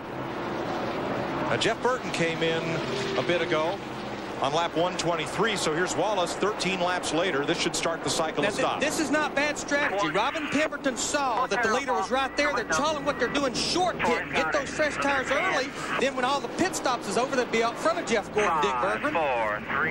Well, the reason they're short pitting on this race car, this number 2 that Rusty Wallace is driving, is that the car has a vicious understeer. It's pushing. He just doesn't have the handle under it. So they're going to attempt to adjust it with the tires that they're putting on the car now. Hopefully give Rusty something he can drive much better. The car is fine. This car won Michigan. It just isn't set up right at the moment. That's a fast pit stop, 14.6 seconds for Rusty Wallace. Ricky Craven, Stacy Compton come on pit road. Green flag pit stops begin. You're watching NASCAR on Fox. NASCAR Winston Cup Racing presented by UPS on Fox is brought to you by Miller Lite. Grab a Miller Lite. It's Miller time. By Sprint PCS, the clear alternative to cellular. By Visa, the preferred card of NASCAR. Visa, it's everywhere NASCAR fans want to be. And by new Haviland Motor Oil technology, formulated for improved gas mileage. Add more life to your car. It's green flag pit stop time at lap 141. Johnny Benson completes his service. Ward Burton is in. Mark Martin is done. And here comes Dale Jarrett. Terry Labonte, Kenny Wallace, and Kyle Petty pitting. Jeff Gordon, could he be out of fuel? He's out of fuel, I believe. Jeff Gordon just came on the radio and said there's something wrong, something wrong. Then he came back out and said, I think it's out of fuel. He says he thinks he's out of fuel. It could be a long way down pit road for the guy who was leading the race. He's not going to make it. He'll never make it around. He's almost stopped. Make it around here. Steve Burns. They added that pound of air pressure. They also made a wedge adjustment to the number 88. 4 tires for Dale Jarrett. Keep down and away. Good stop for Dale Jarrett. Right now is when I'd have my teammate. Coming down there and give me a little help. Come on, somebody give him a push. Look at how far he's got to coast. He's in turn 4. I'm really surprised he made it all the way around because he's not going very fast. Larry, how does this happen? Well, I'm questioning, did they get it full the last time? Because that was 60 laps, and everybody felt like they could at least run 62 or 63 laps, and he's just now halfway down pit road, Darrell. How that happened is in inspection. They took away those big fuel cells, and these guys don't know how to handle this 22 gallons of gas. Matt, guys, get them full. Help get it started. Cars. Number of teams had trouble in happy hour. Jeff Gordon's car does fire, trying to dial in their race cars. They did not do a lot of time, spending time on trying to get a good gauge on fuel mileage. So some teams did not get a good gauge coming in here. This 24 could be one. He's down and away today. Here's Earnhardt Jr. in his pit right now. They have got the new tire changer and carrier on the back end. And hey, you know what? It's working. They were the first ones to be done. Earnhardt stalls the car. Crew pushing it. He gets it going again. Earnhardt stalls. Hey, that was a nice stop for a pickup back tire changer. Let's go. Dave Blaney picks up the lead. First time he's led since Dover last September. Jimmy Spencer picked up the lead on Blaney's stops. So Spencer gives it up to come to pit road along with Tony Stewart, Todd Bodine, Bobby Hamilton. Here's Spencer's stop. Todd Bodine's crew. That tear off came off the windshield of Bodine's car to improve his vision. 4 tires, he's away. Yeah, those tear-offs are the neatest things, particularly on a track like this, where as the day goes on, you'll be driving off in the first turn, looking right dead in the sun. Man, a clean windshield, you give a whole new perspective on everything. Jimmy Spencer becomes the 9th different leader of this race. And when you're not running very good, you need a whole new perspective sometimes. And what people don't realize, these are not glass windshields. They're a plastic or a Lexan, and they get sandblasted really bad. Dale Jarrett picks up the lead after cycling through pit stops. Dave Blaney in second, Sterling Marlin third. And Jeff Burton, who stopped about 20 laps to go, in danger of being lapped here. We'll be right back with more NASCAR on Fox, presented by UPS.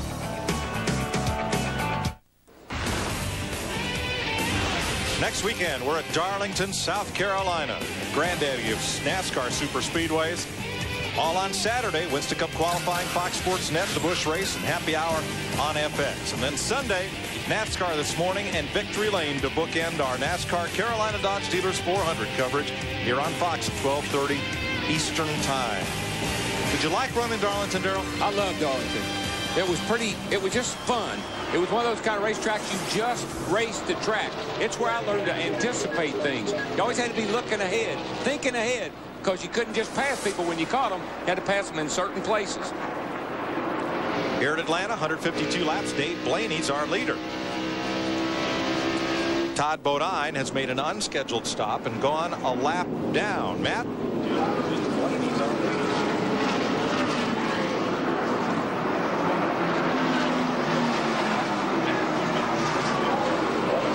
Todd Bodine came him on the radio and complained about his car had a vibration. They brought him back in. They found something loose in the left side wheels. They changed the left side tires. Tough break for Bodine. There's so much pressure on these teams up under green to make those 14, 15-second stops, and it just really pushes the envelope, Larry. Yeah, this is Jeff Gordon right here, the 24 car. Now, he was leading the race. Right now, he's about 2 seconds behind the leader, 1 lap down, trying to get up there to Dave Blaney to get that lap back. Well, as good as his car was, I wouldn't count him out yet. Got a long way to go. That car's fast, and he'll get up on the wheel and get that lap back. And you see Mayfield back on the speedway after making those changes behind pit wall to improve what they suspected was a steering problem. And I just don't think we've said enough about this guy right here. Dave Blaney driving that Dodge for Bill Davis. He drove around Dale Jarrett. Dale Jarrett owns this place. He went around him and is driving off and leaving him, waving to him as he went by.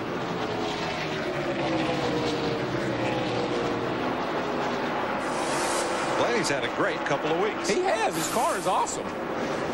14 lead changes among 9 leaders, only 2 cautions, lap 2 and lap 83. Just 7 laps of caution. Average speed 160.5. We've had a real fast race, and you know, so far it's been real clean. A couple of spin outs early on, but it's going good right now. Todd Strickland being overlapped in the Ginny Dunleavy car. Strickland, the driver of that hard hit in Las Vegas, credited the hands device, as you heard in our pre-race show, with minimizing his troubles after a hard hit on the turn 4 wall at Las Vegas. Yeah, we talked about Hutt hitting the wall. We wanted to talk to him at the racetrack there, but I'm telling you, that was a 180-mile-an-hour lick. Started that way, drug the speed out of the car as he got to the fence, but when you see that right front tire folded up into the car with the driver, that's a hard lick. But he is okay and here to race today. Blaney to Jarrett, 1.96 seconds.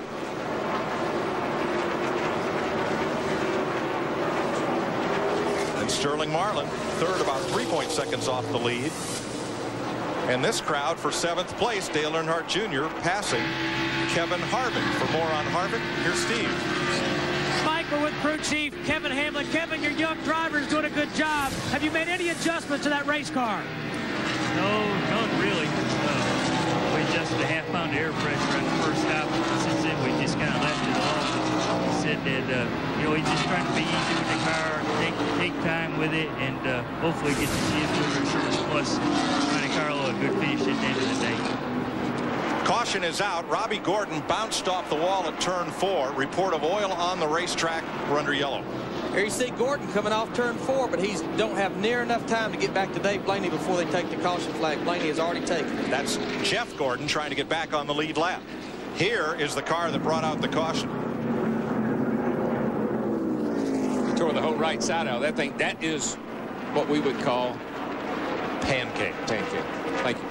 Well, no, Darrell, you got to do the whole side if it's a pancake. Well, I don't know what that is, but I don't want it in my. Is that a waffle?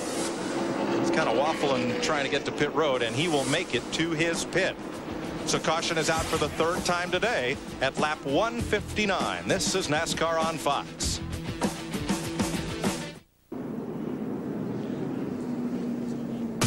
NASCAR Winston Cup Racing, presented by UPS on Fox, is brought to you by Coca-Cola. Enjoy. Welcome back to Atlanta Motor Speedway, where Dale Jarrett has come to pit lane, leaving the leader out on the racetrack. Now, pit road flag is still waving closed. That red flag with the yellow X means the pit lane is not open yet. So I'm not sure what to make of this. They're out at the entrance of pit road, and if it's open, they'll wave a green flag. Earnhart Jr. also makes a stop. Leader Dave Blaney stayed on the racetrack. Matt Kenseth, Ricky Rudd came in. If you pit when that red flag's still out, the penalty is at the beginning of the restart, you go to the tail end of the longest line. Now, normally, the pace car would pick up the field, and the next time by, the pit lane would open. But this time, the caution came out. The pace car did not immediately pick up the race leader. And the pit road is now open this time around. Jeff Hammond, how could this happen? Well, undoubtedly right there, Larry, when what happened was, I think everybody got picked up. They thought the first time by, so they automatically thought the next time by pit road's going to be open. Somebody went to sleep down there, whether it's NASCAR or the spotters won, because normally when the pace car goes by, the second time by, that opens pit road. You know how the pace car works, Larry? Well, but personally, I didn't see any reason why the pit road would be closed. There's no car in the way. Right. There's nothing going on down there to have the pit road closed. I'm sure that's what the drivers that came in thought. I mean, they'd already come by and took the caution flag. The leader picked up caution car, followed him around, and the caution car opens it up the first time by. Of course, like they always told me, we don't really care what you think. It was closed. Now the cars is in the pits. All the leaders are in the pits. Sterling Marlin, the 40 car. You saw Dave Blaney, the 93 car. Again, they come in once they saw the green flag waving. Ricky Craven in the 32 car as well. We had about 6 cars pit, though, when the red flag was still waving. And they will be penalized. Dale Jarrett, Dale Earnhardt Jr., Matt Kenseth, Ricky Rudd, Michael Waltrip, and Rusty Wallace will all be penalized. Could be a big break for Jeff Gordon. You know, he's trying to get a lap back. Be interesting to see what he does. I mean, the bottom line, regardless, here Tony Eury, Dale Earnhardt Jr.'s crew chief, talking to one of the NASCAR officials.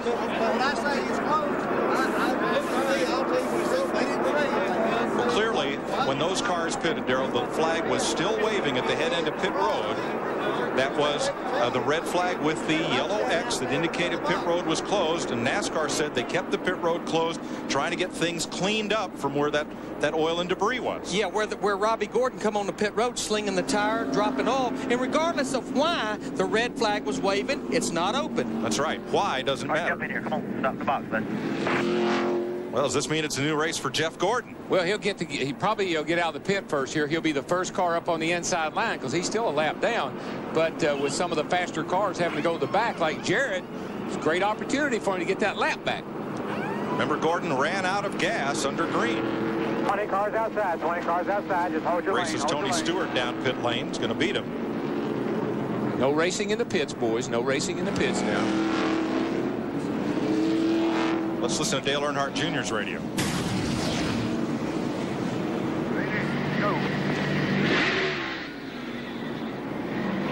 They're saying pit road was not open that time. Was the flag waving down there? We'll see here. We come here.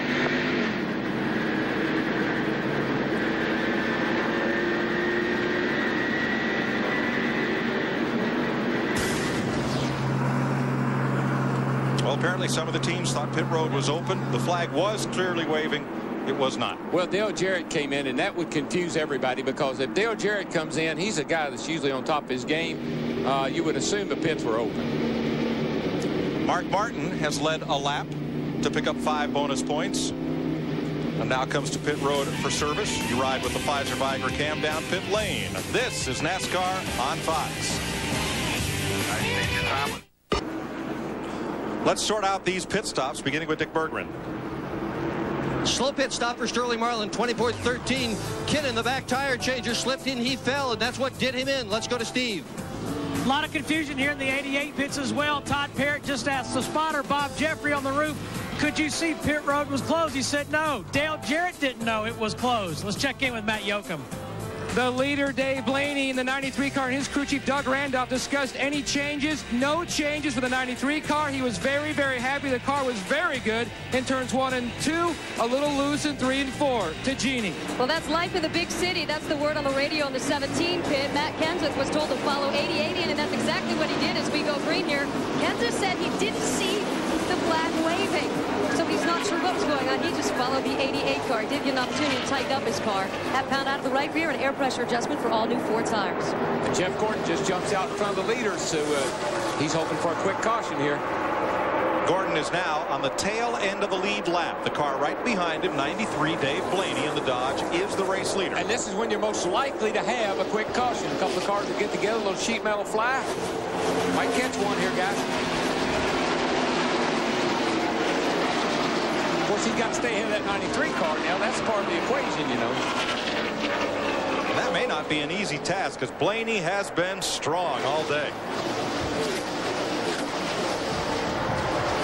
You know, it's not surprising. You think about how Ward Burton runs here at this racetrack. Their teammates They must have shared some notes, and Dave got the better of them. Here comes Blaney back after Gordon to try to put him back one lap down, and does. Matt? Darrell, you talked about borrowing those from the 22 car. The 22 car has not been good all weekend. The 93 of Dave Blaney just has been very good. They've worked on it. He seems to have acclimated himself a little better to this new tire than Ward Burton in the 22.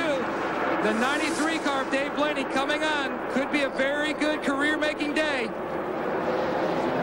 Hey, surprise. The second place car, Ricky Craven. Well, he's actually running third now because Jerry Nadeau just went by him in the 25 car, but after all the confusion, good run, paying attention to when pit road was open, he's worked his way into third place position, starting all the way at the rear. Tony Stewart in the 20 car. Now he's another car that's a lap down. There you see Sterling Marlin on the 40 car. He's moving underneath 32 of Craven. And the man who won here last November, Jerry Nadeau, back up in second place. Has anybody seen where's Bobby Labonte running? I hadn't even noticed. You notice where he's running? Can you help me out, Mike? Fifth place. Oh, fifth. Oh, fifth. I didn't think he'd be up that far by now. Let's see. Was he not your pick?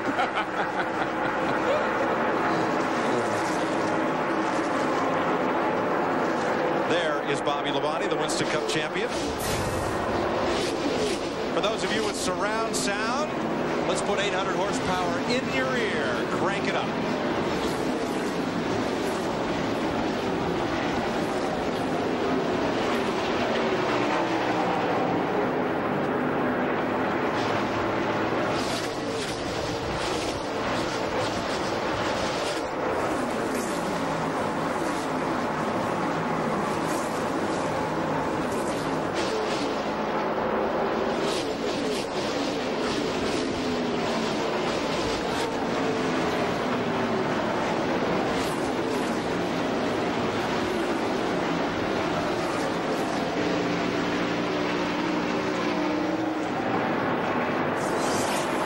Just how when Darrell Waltrip brings up his name, Bobby Labonte starts marching right toward the lead.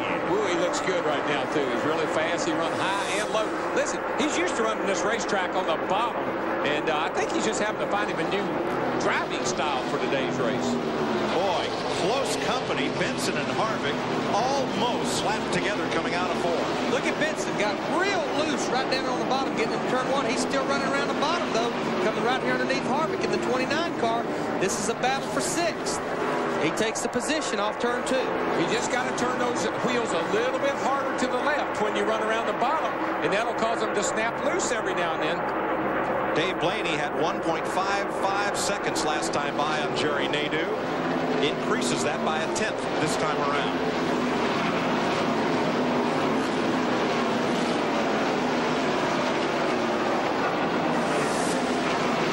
So went from 1.55 to 1.66 as Craven and Benson battle for fifth. Well, these guys are really wasting their time because Dave Blaney has already gotten into another zip code, guys.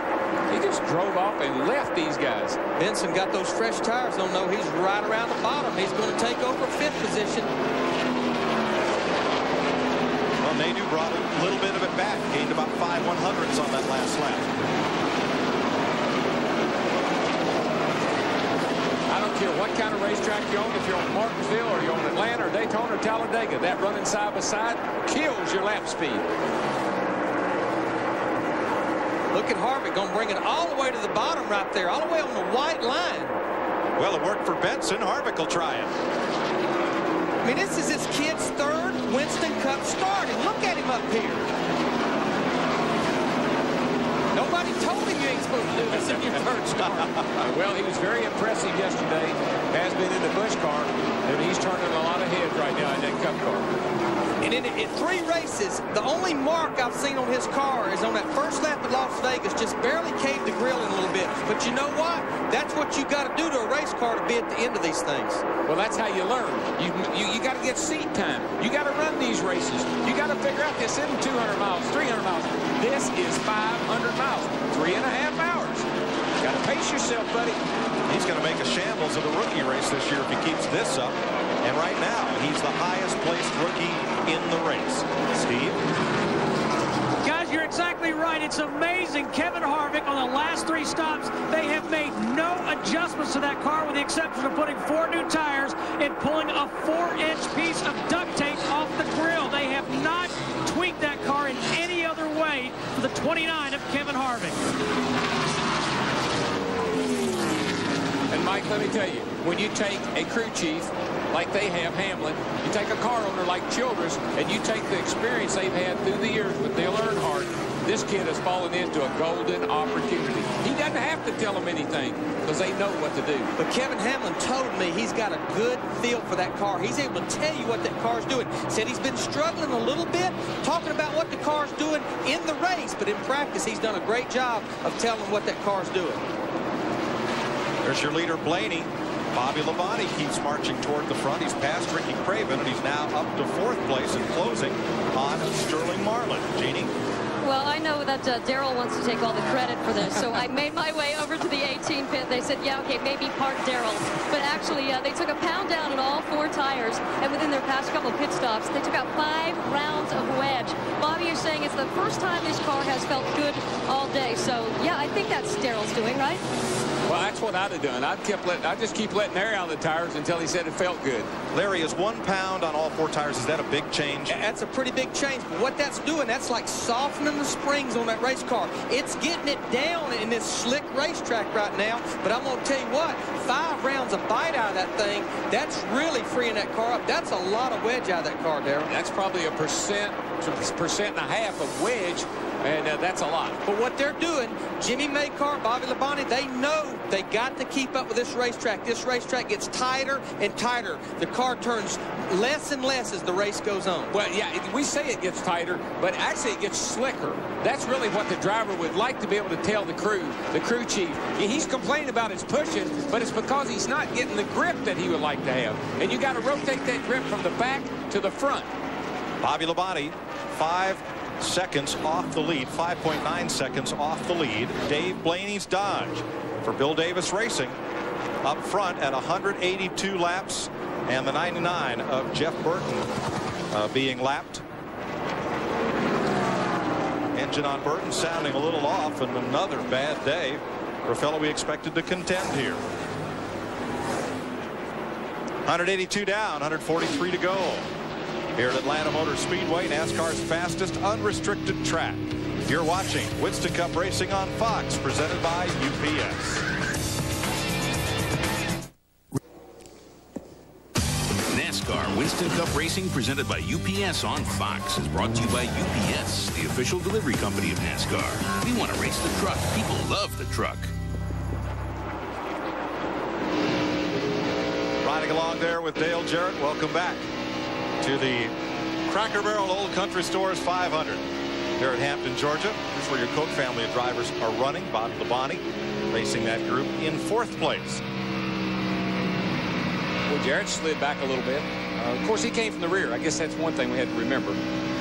Steve Park out of the race with engine trouble, and Michael Waltrip's had a couple of stops on pit road. Jeff Burton's troubles continue out there running around about on 7 cylinders. Just season just keeps going backwards. Dale Jarrett going after Dale Earnhardt Jr. This is for 9th place. That's a real parallel there, isn't it? Dale Jr., 26 years old. Got his 42-odd-year-old buddy after him there. Current miles per hour up there on our ticker. And for more on Earnhardt Jr.'s day, here's Dick.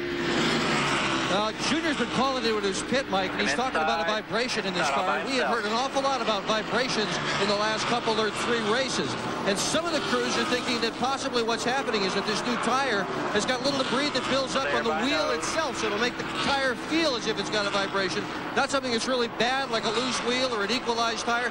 Nobody really knows what it's all about, but we did hear about it last week in Las Vegas. We also heard about it in Rockingham, and now Earnhardt Jr. is suffering with it here in Atlanta. Well, some of the teams had experimented with coating the inside of those wheels with Teflon to prevent tire buildup. Yeah, that's what I'd be telling my driver. Yeah. Just, you know, at the speeds these wheels and tires are turning, just a little something, rubber, whatever, I mean, it can really throw this thing out of balance. And we're running 190 miles an hour, so, I mean, it's just... What are we going to run at Darlington, Darrell? Oh, boy. You know, that track was built to run 140 miles an hour on, and we'll qualify at 170, probably 172. And I know down there in qualifying on Friday, down through turn 1 and 2, they'll be out of the gas about a millisecond. Some guys go try to run 1 and 2 coming to get the green and get down into turn 1. They'll run it wide open. Now, Darlington was built in 1949. And when that track was built, didn't they intend to run on the flat and the banking was the safety apron? And now, look, they run right up near the wall. Well, let me just put it in perspective. We talk about time. They'll run in the 28-second bracket. I lapped the field there in 1989 running 32 seconds. I won the race there in 1981 running 36 seconds. So that's how much the speeds have come down over the last 10 years. They call the track too tough to tame at Darlington, South Carolina. That's where we will be next weekend with qualifying and NASCAR Busch Racing Saturday and Winston Cup Racing Sunday. And the walls are old, but they're still hard. Dave Blaney, ex-sprint car racer, out front. Blaney has now led 46 laps of this race. And here's last November's winner, Jerry Nadeau, second place. About 2 seconds behind Dave Blaney.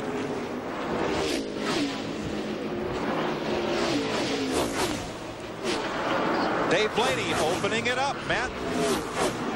Mike, Dave Blaney, the 93 car, had been talking to his spotter, Eric Slade, about which line to run because the 25 car looked very fast. Jerry Nadeau did close up.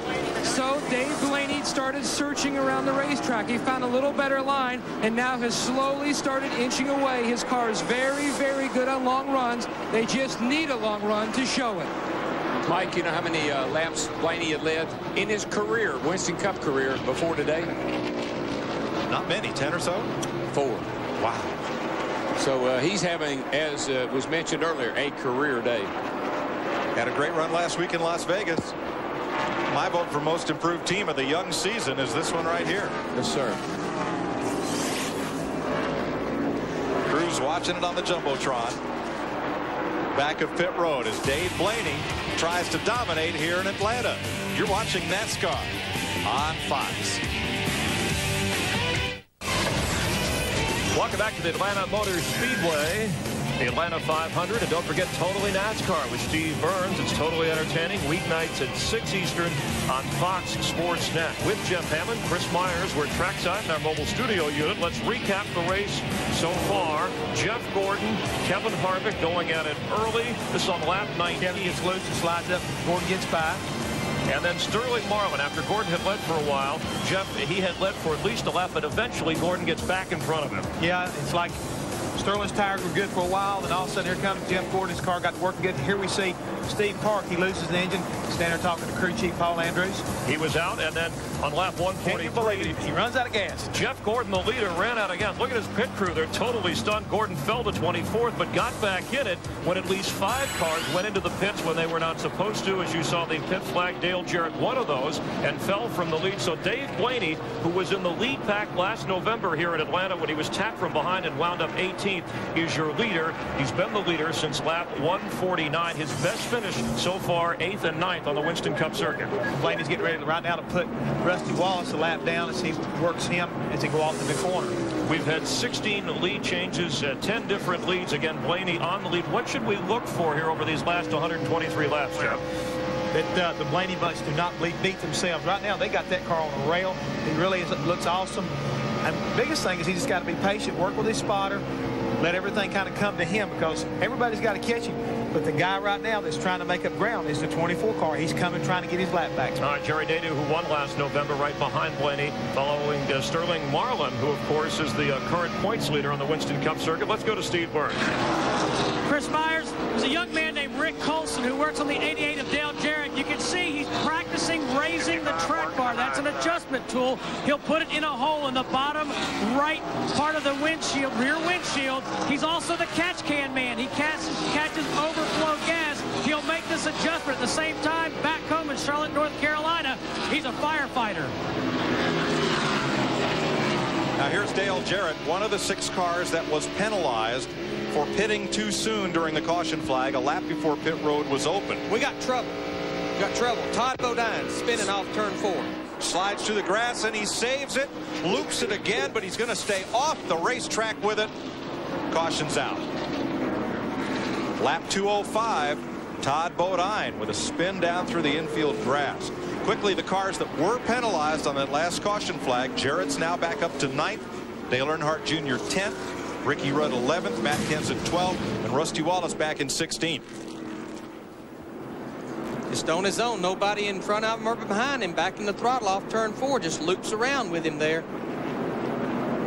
I was just going to follow up on what Jeff said about beating yourself. One of the things that we saw yesterday in the Busch race, late in the race, guys started scrubbing the wall. This groove is, folks, it is inches off the wall, so you're going to have to stay away from that wall and not hit it. Darrell, that penalty really bit Rusty Wallace. He was in 16th place. He had to restart at the tail end of the field, and he went a lap down to Dave Blaney just before this caution flag.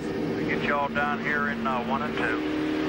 So we're at 206 laps complete here at Atlanta. This is NASCAR on Fox.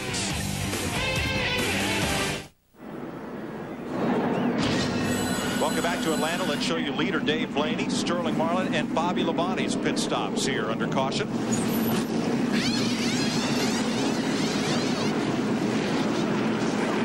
Pretty much everybody changing 4 tires, making those adjustments here with about 125 laps to go. Cleaning that windshield real good for Bobby Labonte. Had a small problem on the front there on the 18. He's away. Blaney had a great stop. Kevin Harvick scoots out there. He had a super stop in the 29 car. Boy, he and the 40 car almost got together. Dick? Well, the big pressure in the number 40 pit, Sterling Marlin's pit, was right on this man, Jerry Schweitz. He's the gas man. The reason why the pressure was on him, they think they could do it on just one more stop. His goal, get all the fuel in the car he possibly can. To Steve Burns. Well, Dick, here in the 88 pits, they decided to raise the track bar a little bit for DJ to help the handling on that number 88 car. On the 29 car of Kevin Harvick, he's pitted right next door for the 4th time in a row. They didn't make any adjustments to that car. Let's go to Matt Yoakum. The 93 car, Dave Blaney, no changes. He was very happy with his race car, but next stall over, the 25 car, Jerry Nadeau, they did make a chassis adjustment, and with air pressure, he was complaining his car was tight in, but very good off. Jeannie? Well, guys, you notice the work on the right front there. That one remaining rubber in the right front, it is gone. Bye-bye. They just pulled it out. 4 new tires as well, cleaning the windshield, as you noticed. Not before Bobby said, but thank you to the crew for taking the time to get the car right for him. He said, we will be there in the end. Long stops with the hood up for Rusty Wallace and Jimmy Spencer. And he actually, Rusty, pitted with the leaders just to try to fix that problem. Wanted to get there as soon as they could. He's a lap down. He will have to restart the race at the tail end of the longest line. That's the penalty. More than likely open the hood. Maybe they had to make a chassis adjustment, take a rubber out that they couldn't get out of the, with the tire off of it, had to open the hood to get it out. We're under the 4th caution of the day. The first came at lap 2 for Jerry Nadeau's spin. Steve Parks, engine let go for the 2nd caution. The 4th turn wall was hit by car 4, Robbie Gordon, and now Todd Bodine's spin. Jeff Gordon's led 118 laps, and Dave Blaney has led 62 laps of this race. The 95 World of Outlaws Wing Sprint Car champion. Next week, Darlington, South Carolina. Yeah, here's my favorite right there. And then Bristol, Tennessee. The short track that thinks it's a super speedway, and why not? And then we're off to Texas, to Fort Worth, April 1st. I've never got to watch a Winston Cup race from Bristol except on tape. I can't imagine what it's going to be like to be in the booth calling the race from my favorite racetrack. We're on 1 to go. We'll be coming to the green. As the crew chief, what you've told your driver, there's 120 laps to go. We can make it on one more stop, but you got to run about 60 laps a run here. Pull on them belts. We're going to keep adjusting on this next stop. We'll get going here. Better keep it out of the fence. That's all I can tell you, because that thing is getting, the groove is so close. There's very little room for error. An important restart for Jeff Gordon. He's the first car in line on the inside. That means he's 1 lap down, and he's going to try to get his lap back from race leader Dave Blaney on the outside. Can't pass him until they get the start finish. Here we go. Green flag. Well, you can bet Gordo's going to keep it right in there tight on him when they get to turn 1, not give any room if he can help it. Pretty much the same thing as the last restart. Jeff Gordon on the bottom there. He couldn't stay out front there for long a while ago. Let's see if they've adjusted that car and made him better. Blaney with the big rubber band down the back straightaway. Got some ponies up under the hood of that old Dodge. Runs that high line, gets that run off turn 4. One thing I noticed about Blaney back there earlier in the run, he can go high or low. I saw him dive under a couple of guys down low in 3 and 4 and went right by him. That's one car you don't want to let back on the lead lap, Jeff Gordon. He will come back to haunt you. Yes. Boy, Blaney got way out next to the wall off of 2 that time. Running side by side like that makes it really difficult. How about Jeff Gordon's teammate, Jerry Nadeau, the 25 car? He's going to go up there. He's going to try to take the lead as well. Gordon squeaks his way past as Nadeau positions to take a bit of the air off of Blaney's spoiler. Kevin Harvick in the white 29 car. He's moving in position too as well. It's going to get good, guys. Oh, this could get ugly. You know? Oh, this is getting good. This could get ugly. A great pit stop for Harvick put him 3rd. Now Nadeau. He can't decide which line he wants to take. Falls in behind his teammate going into turn 3. Blaney just needs to really bide his time here. He's got a better car than the other 2 guys, and their teammates got to take that into consideration. And did Nadeau lining up with Gordon in the back straightaway, did that help Gordon get a better push off into turn 3, Darrell? That's exactly what his spotter was saying. You've got to push. In other words, you got somebody behind you to help you get out front. Now Blaney is still the leader. Gordon is now on the tail end of the lead lap. This is where spirits. You need to really, really mind your manners here. Use your spirits and don't get in trouble here, guys. You know what makes me feel good about being up here in the TV booth, DW? Look at Dave Blaney, Jerry Nadeau, Kevin Harvick. This is the future of Winston Cup racing. We're just starting to see these guys. That's right. And of course, Gordon's there to lead them on. Blaney's won more than 200 sprint car races in his career. 5 times he's finished 1st or 2nd in the World of Outlaws. One thing he just doesn't want to do right at this point is get frustrated. Just bide your time, buddy. You got a better car than those other guys. You're going to pull ahead of them. Just don't overdo it. That boy. Nice and smooth off 4. You're going to pull away from him. Once they get single file, he's long gone. I know this is trivial, but the number 93 has never gone to victory lane in a Winston Cup race. The best finish for that car number was back in 1951, 3rd place. Wow. Of course, there's a reason he has that number on the car. Has something to do with the sponsor, I think. Right, but, 93 octane. And Dave Blaney here dominating this race in a Dodge. It just makes me think that 2 years ago here in Atlanta, Georgia, the Dodge people come south to look at the Atlanta racetrack, look at racing, to make their decision whether they want to go racing or not. Man, got a race going on right here. Look at this. Holy cow, 3 wide. They came by the start-finish line here. Just a little bit of sheet metal was being rubbed. How about Mo team there, Mike Skinner in that 31 car? He was about to go a lap down. Actually did go a lap down earlier. He's done worked himself back to 11th. Looks like the adjustments they've made on that car has put him in the right direction. And he's back in the high line again. Matt, what's wrong with 93? Hey, Dave Blaney just came on the radio that something may be wrong with the right rear tire. He's not sure. Left side tires, they believe, maybe left side tires. You might want to keep an eye on the left rear because they were still working the lugs when he started leaving. Tommy Huber zipped the gun in there. They thought they got him, but maybe they have one loose. Does have a vibration. And a lot of drivers in yesterday's Busch race, Darrell, think they had a vibration. Come in and get a couple tires, find out they didn't. Yeah, there's something odd going on. Mark Martin came in earlier with a tire problem. There's something about this new tire situation, the new tires that they got, that the guys seem to be having a vibration with. For more, here's Dick. Well, talking about vibrations, Mike, this is what we're seeing on the tires and wheels that are coming off the cars. This is a coated wheel, but look at this. There's tire buildup on the inside.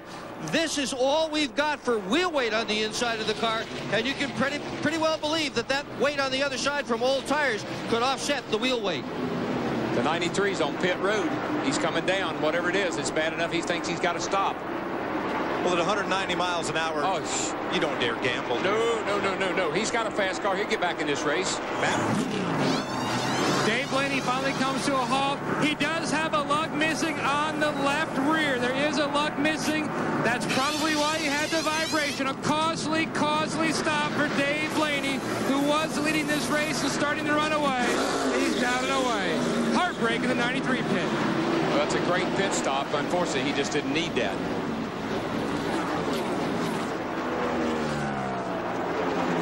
You can't fault Dave Blaney for anything that he's done today. He has driven an absolutely perfect race, and he was in a position to win this thing. I'm not going to count him out yet, but he just dug himself a pretty deep hole. So Jerry Nadeau picks up the lead. Kevin Harvick and Sterling Marlin right there, nose to tail, second and third.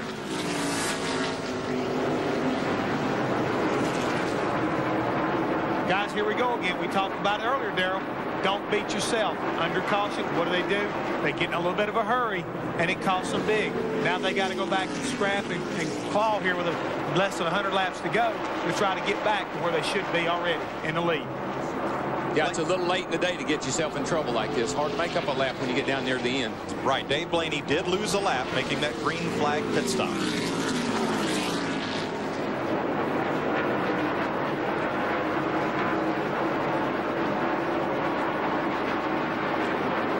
Matt Kenseth and Ricky Rudd, who were two of those cars that were penalized for pitting too soon on the prior caution, are back up to 5th and 6th as you watch from the Haviland onboard cam of Ricky Rudd.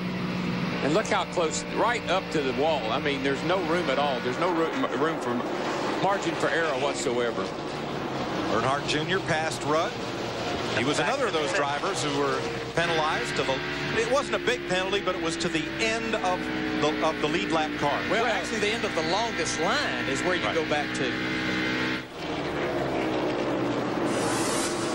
Jerry Nadeau, boy, has his story turned around since the start of the day. If you've been with us all the way, you saw on lap 2 where he and Michael Waltrip touched, and Nadeau's 25 went spinning into the front stretch grass. 5 drivers had to take to the grass to evasive action.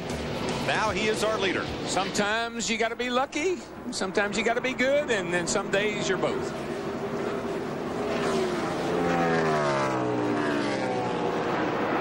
Bobby Labonte moving up past Ricky Rudd. That will put Labonte in 7th place. Yeah.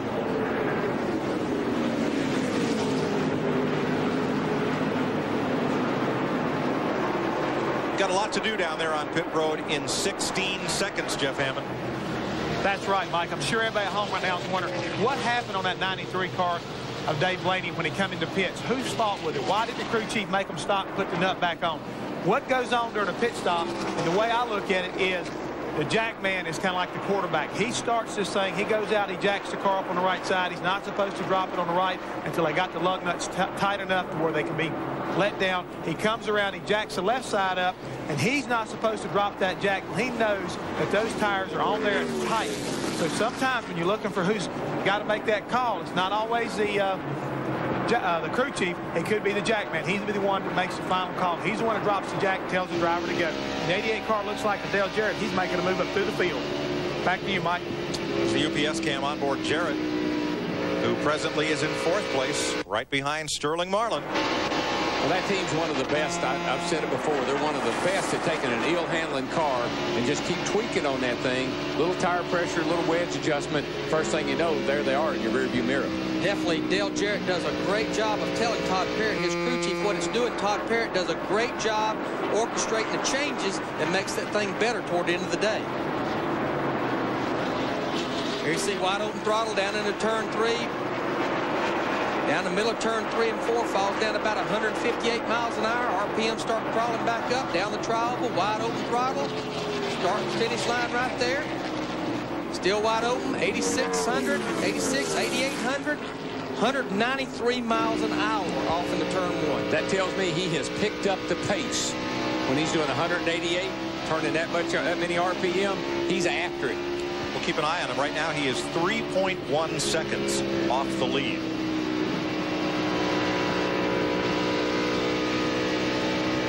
Behind Jarrett is Matt Kenseth. Behind Kenseth, Dale Earnhardt Jr. This race is for 5th place. And Jr. had to fight his way back from that, longest line restart, too. So he's done a great job of getting himself back in the race. Harvick's up there in 2nd. And we got a car slow down here in turn 4. Kyle Petty. Remember, this is the first race that he has been in since Daytona. Missed the last 2 races at Rockingham and Las Vegas.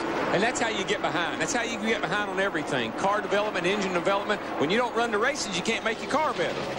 Kyle Petty has gone to the garage as we watch Matt Kenseth and Dale Earnhardt battle. For more on Matt Kenseth, Jeannie. Well, guys, Jeff was just talking about life in the pits. Phil Dry, the front tire changer, actually has a broken finger. It happened 2 pit stops ago while he was changing a tire. They've taped it up, and actually Matt's last pit stop was their best of the day, so he's staying out there. Thanks, Jeannie. We saw Sterling Marlin get past Kevin Harvick. That's second place. It's fixed to get passed again by Dale Jarrett on the 88, right up against him at the start-finish line, going out into turn 1, has the momentum, takes the position away. And that car bobbling, the 29 car bobbling that way, is just all the air coming off the front of Dale Jarrett's car. It literally blows him over when he gets up the side of it.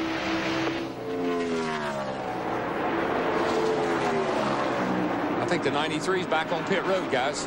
Oh, Mark Martin's in trouble up in turn 2, and caution is out. And 93's on pit road. Job of hanging on, buddy. At least the car ain't hurt. Now the 93 shoots straight through. Will Jerry Nadeau let Jeff Gordon have his lap back? Oh, by all means. Yes, teammates. He better. And Mark Martin will coast toward the garage. Now, here's Nadeau coming around to the caution flag. Well, he's way ahead of Gordon right here, so he's got to about lock it down to give Gordon.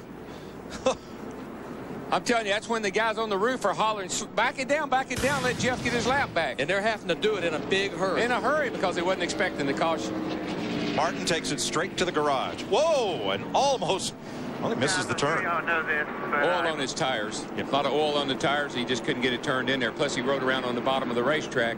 Tires get built up on him. She won't turn. Joe Nemechek's crew had to jump for cover.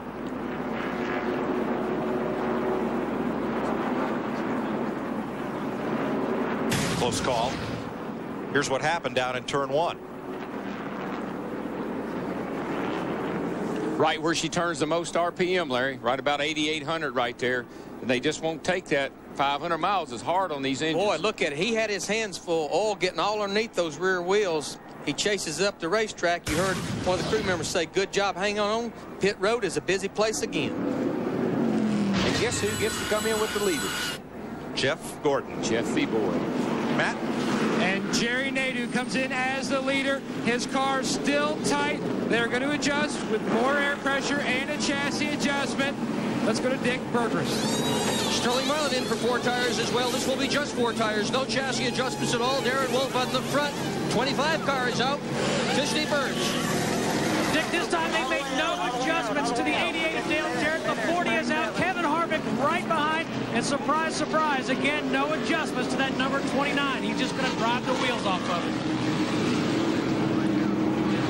it. That was a pretty close call on pit road with the 40 and the 25 car. Again. Yeah, again. And Jeff Gordon back on the lead lap. Thanks to an Alphonse and Gaston routine. Here we got the left rear off the 93 car. They've got to have a lug stud problem. They've been having trouble with that left rear. They've got to have a lug problem. This is the left rear tire off Dave Blaney's rolling down the backstretch here. Can you imagine the heartbreak to have a car that good, a car capable of winning a Winston Cup race, and have a failure like that? Matt, what's going on with him? Guys, he was going to hit pit road when the caution came out, so he drove on through. He was complaining something did not feel right. It felt like the left rear tire was going to come off, but they did not want to lose any more time, so he went back out, and now even more trouble for the 93 car of Dave Blaney. He ain't going to want to hear it, but you picked a fine time to leave me loose wheel. More. Not more of that, but more racing after this. I had 4, but NASCAR Winston Cup Racing presented by UPS on Fox. 235 laps complete. We are under caution for Mark Martin's engine. Give us a second to look at the point standings in the other major NASCAR Touring Series. In the NASCAR Busch Series, Jeff Green, after yesterday's race here in Atlanta, is the point leader by 5 over Greg Biffle, and Kevin Harvick, who will run that whole season, holds 3rd in the standings. The NASCAR Craftsman Truck Series, after 2 races, Scott Riggs 5 over rookie Ricky Hendrick. And then Joe Ruttman, Randy Tolsman, Jack Sprague, former champ, rounds the top 5. We are under caution Because of misfortune to Dave Blaney after his pit stop, or rather that happened during the caution. It was Mark Martin who put us under caution with engine trouble. But look what happens to Blaney after exiting the pit. Away goes the left rear. Boy, that's a sad feeling for the driver, and it is a sick feeling for a crew chief. I just feel so, I hope he wasn't offended by my song, but I feel so sorry for him. Have a car that good, and to have it all go down the tube. You might as well laugh about it, Darrell, because crying won't help. So Dave Blaney gets hauled back to the garage area, and we'll be back with more NASCAR on Fox after this. Welcome back to Atlanta Motor Speedway. Dale Jarrett, Matt Kenseth, Jerry Nadeau, the leaders after pit stops under caution for Mark Martin's apparent blown engine. Let's go down to the Hammond Hotel. What a great race today. Have you had a good time today, Amy? It's been a great race. Wonderful time. I'm telling you. Excellent. It's been wonderful. This is the way to see a race, too, in a hot tub, Jeff. The Hollywood Hotel, you really know how to take care of me at the races. I mean, Well, hey, I told you I'd take care of it. Look, I'm listening right now. I'm telling you. What's going on? We're about to probably close this thing out. It's getting pretty close to the end of the day here, so we better probably get back inside and get ready. We're going to have to wrap things up. You know, you got your notes ready? I got the guys in the booth are always so tense when they call a race. They should sit back and relax and enjoy. They just don't understand how to live. I try to tell the guys up there, I try to tell Darrell and Larry, they had to get in the groove. I didn't notice they added that extra suite onto the Hollywood Hammond Hotel. You know what that is? That's a couple of slow leaks right there. We're going to go green. There's a line there, but I'm going to leave it on the table. Thank goodness we're going green. Just under 100 laps to go. Dale Jarrett, Matt Kenseth. Meanwhile, back at the ranch, Jerry Nadeau, Sterling Marlin, and Bobby Labonte are the top 5 as we go back to green. Look who's leading the race. He started out there, and he's back up there again. Overcame that pit road penalty and marched it right back up front. And guess what? This is when you find out how good everybody is. This is when you let it all hang out right here. Let the rough side drag, boys. Gas it and go.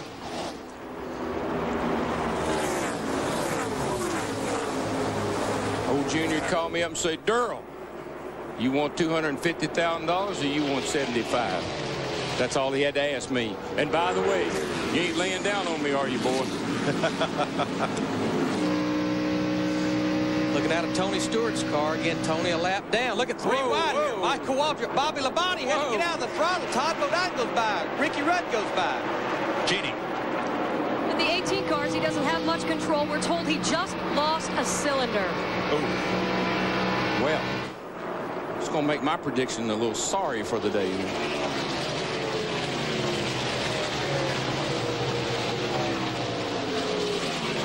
Bad news for Bobby Labonte. Now, that engine's still running, but running on 7 But you know, cylinders. this is kind of reminiscent of last week when they had a problem with that thing, and at the end of the day, it was barely running.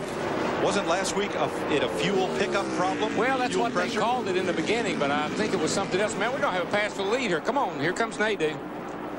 Nadeau's all over the back of Jarrett. Now he's all over the side of him. And now we got the 19th lead change of the day if he can hold on to it for a And lap. now he's in his rearview mirror. Wow. Boy, he powered that thing down in there. He has got a stronger car here, I believe, as he did back in November. When he won this race last fall. Tell you another guy that's not looking too bad is Kenseth. He's right there, closing up on the back of Dale Jarrett as well. And don't forget, Jeffy's back there coming up through there too. Jeff Gordon is up to 12th. Where is he? Where is he? Where is he? There he goes. Now you can believe one thing. He has got that thing to the mat. Battling Terry Labonte and Ken Schrader. Those are lead lap cars, and we see a little smoke from the back of Bobby Labonte's Pontiac. Oh, yeah, and where there's smoke, there's always a little fire.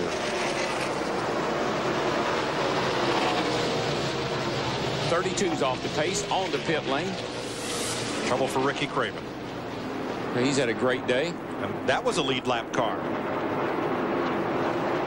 Jeannie? Well, Well, I'll tell you guys, it's been a tough couple of laps for the 32 car. It started out with an oil pressure problem, and now they believe they may have blown a cylinder as well. It's all those low gears, Larry. I told you yesterday, you can't turn these motors 88, 89, 9,000 for 500 miles. This ain't no 400-mile race. And this is a hanging RPM. We've seen it on the telemetry. It don't lose many RPMs in the middle of the corner. You're at max RPMs when you cross the start-finish line. It just gets up there and hangs and just hammers those valves. I don't know why these boys won't believe what I'm trying to tell them. I told them that yesterday. Sterling Marlin has gone past Matt Kenseth. That's for third place. You see Marlin on the left of your screen. And let's get an update on Dave Blaney from Matt. Dave Blaney sits quietly but very frustrated in his race car. They replaced the hub. When the car came in, all the lugs were missing. They took the hub off, put a new hub on. Right now they're running the rear end just to see what it looks like before they put another tire back on. Now Tommy Hubert's going to put a tire on. They're going to discuss whether to send him back out. It looks like it, but a very tough break for Dave Blaney. He's fallen to 39th place, sitting behind pit wall while repairs are made. Another guy back in there that's checking out pretty good too and making some big passes is Dale Jr. I tell you what, I think the speeds are up. That's what's getting these motors, Larry, because look how much the track's cooled off. When we started, track temperature, that's what we look at. It started at 92 degrees, done fell down 3 degrees to 89 degrees, and that'll also mean these cars will start tightening up. They'll start not biting the front wheels as much, but again, run faster, more RPMs. They'll start handling better. When the track cools down, they start getting that grip. They get back in the gas. They see that big number at the end of the straightaway. Jeff Gordon's coming. He's tracking Johnny Benson, the 8th place car, number 10. Oh, that baby is down in them. I see a little smoke coming off them flames. Ooh, she's hunting. Get him, boy.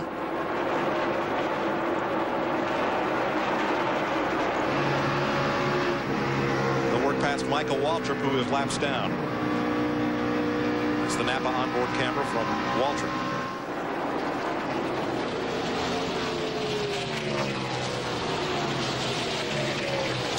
Jeff Gordon owes his teammate, Jerry Nadeau. Oh, but not in the way you say that as if he owes him something. Well, actually, what he owes him is the courtesy to not pass him if he does catch him, because he wouldn't be in the position he's in if Nadeau had not have backed off, locked it up, and slid the tires so he could get his lap back. Right.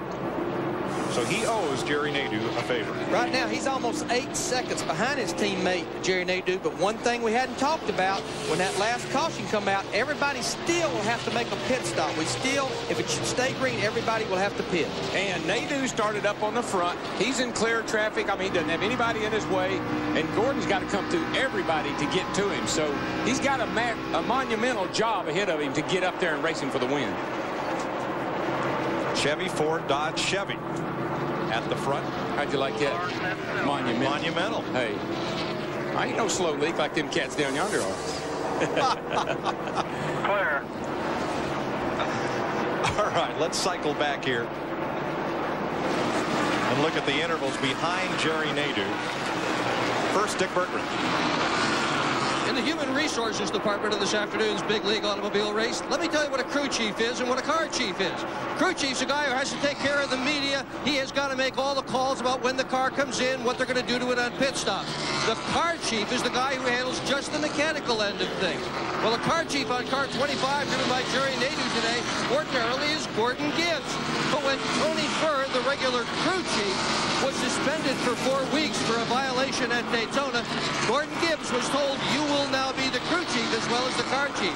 Well, Gibbs hates his new job, even though his car is in the lead. He said he really doesn't like it. He likes having wrenches in his pocket. He doesn't like having to deal with us in the media, the pit stops, or any of the rest of it. He is most anxious for Tony Furr to return.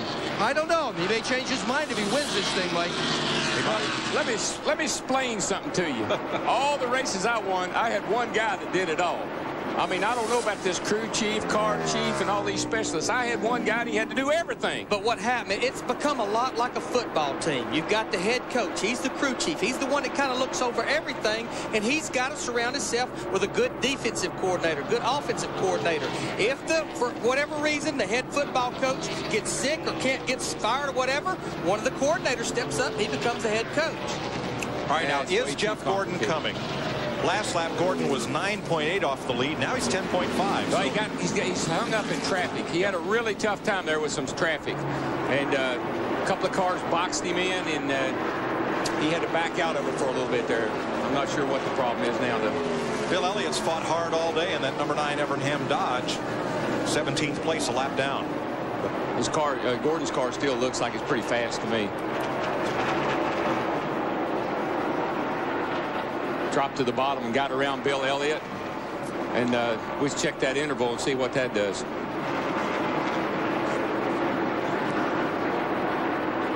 Now both Nadeau, the leader, and Gordon are clear of race traffic. Gordon, the 9th place car. But Nadeau is coming to the line right now. Here he comes. And Gordon is going into turn 3. That's how far behind he is. And that looks like this many seconds. Here comes Gordon to the line. And the interval's unchanged. Dale Jarrett actually having the fastest lap right there. So from the start-finish line, the leader to going into turn 3 is 11 seconds. And I don't even believe Jeff Gordon can make that up. Ron Hornaday making a pit stop in the A.J. Foyt Pontiac. There's our Conseco onboard camera with Hornaday. And man, stopping up under green is agonizing. 45 miles an hour, and he's all the way down at the end of pit lane. It takes forever.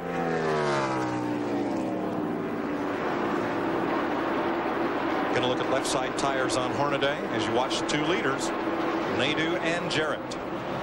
Dale Jarrett searching around a little bit. He'll run right up against the top of the racetrack. Then he'll move to the kind of the middle of the racetrack where Jerry Nadeau's running right there, just searching around. Todd Parrott giving him lap times. There you see moves to the top side of the racetrack in 1 and 2, trying to see where he might be a little stronger, where Nadeau might be a little stronger. There's your 1st and 2nd place car, and really not all that far behind them comes the 3rd place car of Sterling Marlin, and then not too far back from that guy is O'Dale Jr. He's been putting them down, picking them up pretty good, too. 8th place, Jeff Gordon going past Johnny Benson.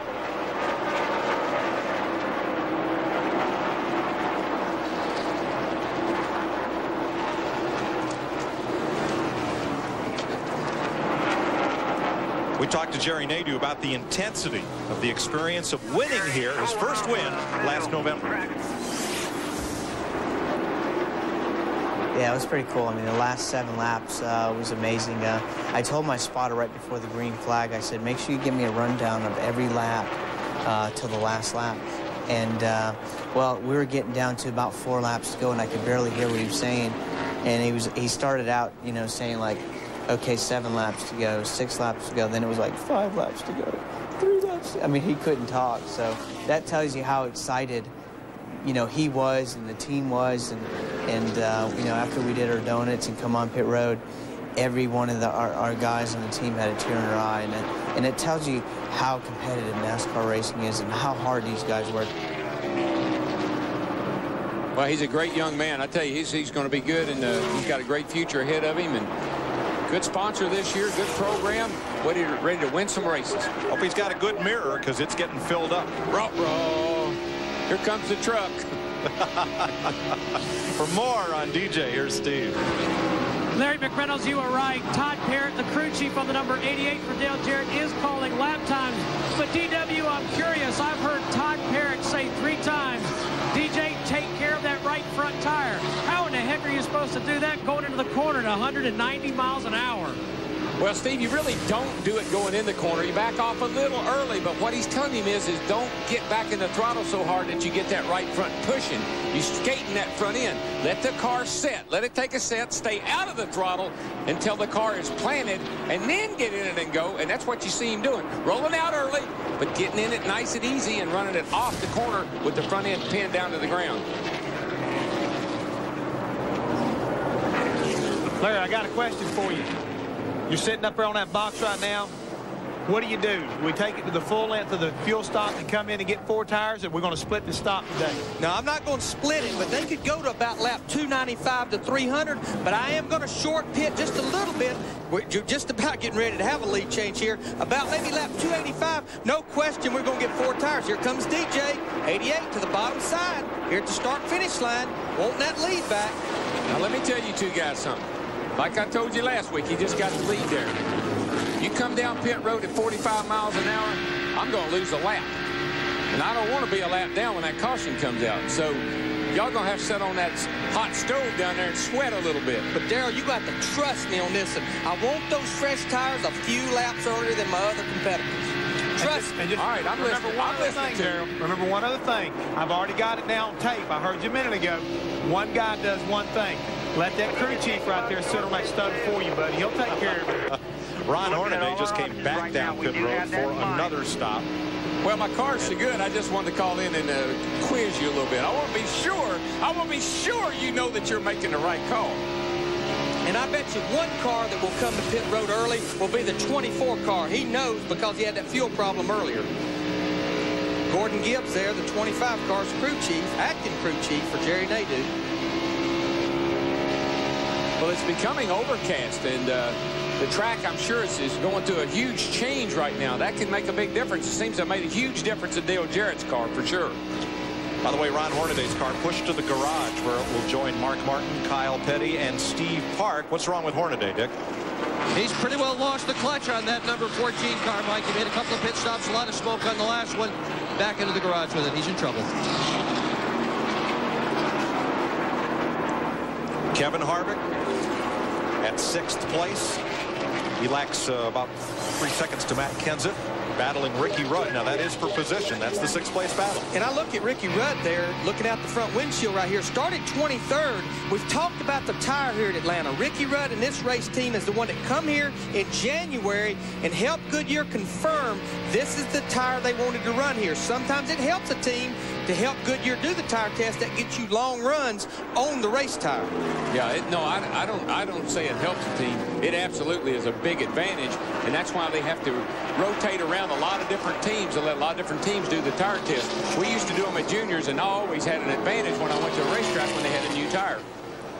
Now, this tire will be used at a lot of the intermediate-sized tracks this year. In fact, more tracks will use this tire than any other particular tire construction that Goodyear's come up with this year. Dale Jarrett really having to work a lot of traffic right here going underneath Jimmy Spencer. Jerry Nadeau's liking what he's seeing. There's the 18 car. Remember, he's on 7 cylinders. Dale Jarrett has to go to the low side to get by him on the front stretch.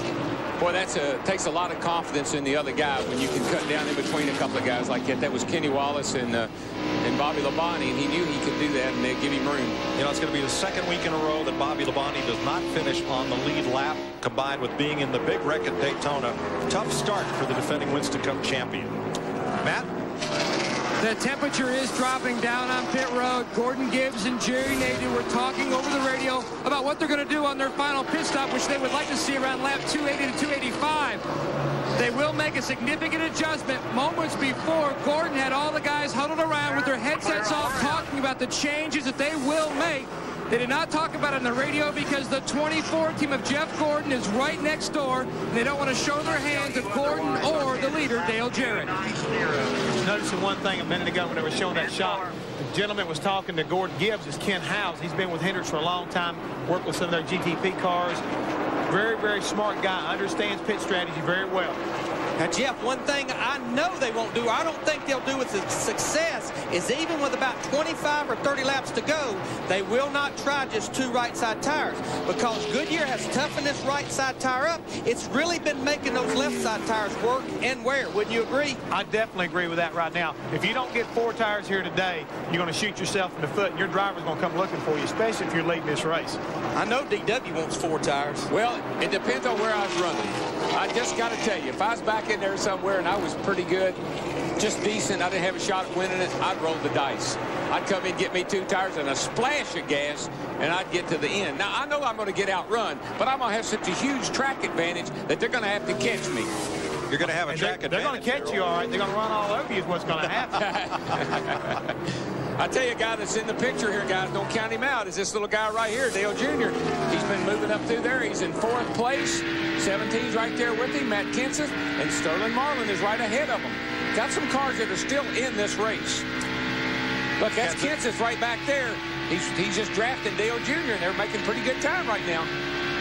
And it is so good for everyone in this sport to see Dale Earnhardt Jr. have a strong run. He's carrying the team this weekend. Park's out. Michael's had trouble. It's Dale Jr.'s time to shine. But this is the man they are all chasing. Twice in trouble over here in turn 3. Flaming Kenseth slides, hits the wall.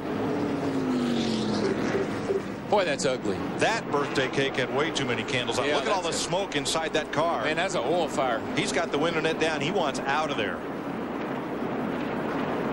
Come on, buddy. Come on, hop out there. He's okay, Darrell. He's got the Hans. He's got the Hans on. That's this device right here. You can get out with it on. That's the Hans device he has on. He got up out of there.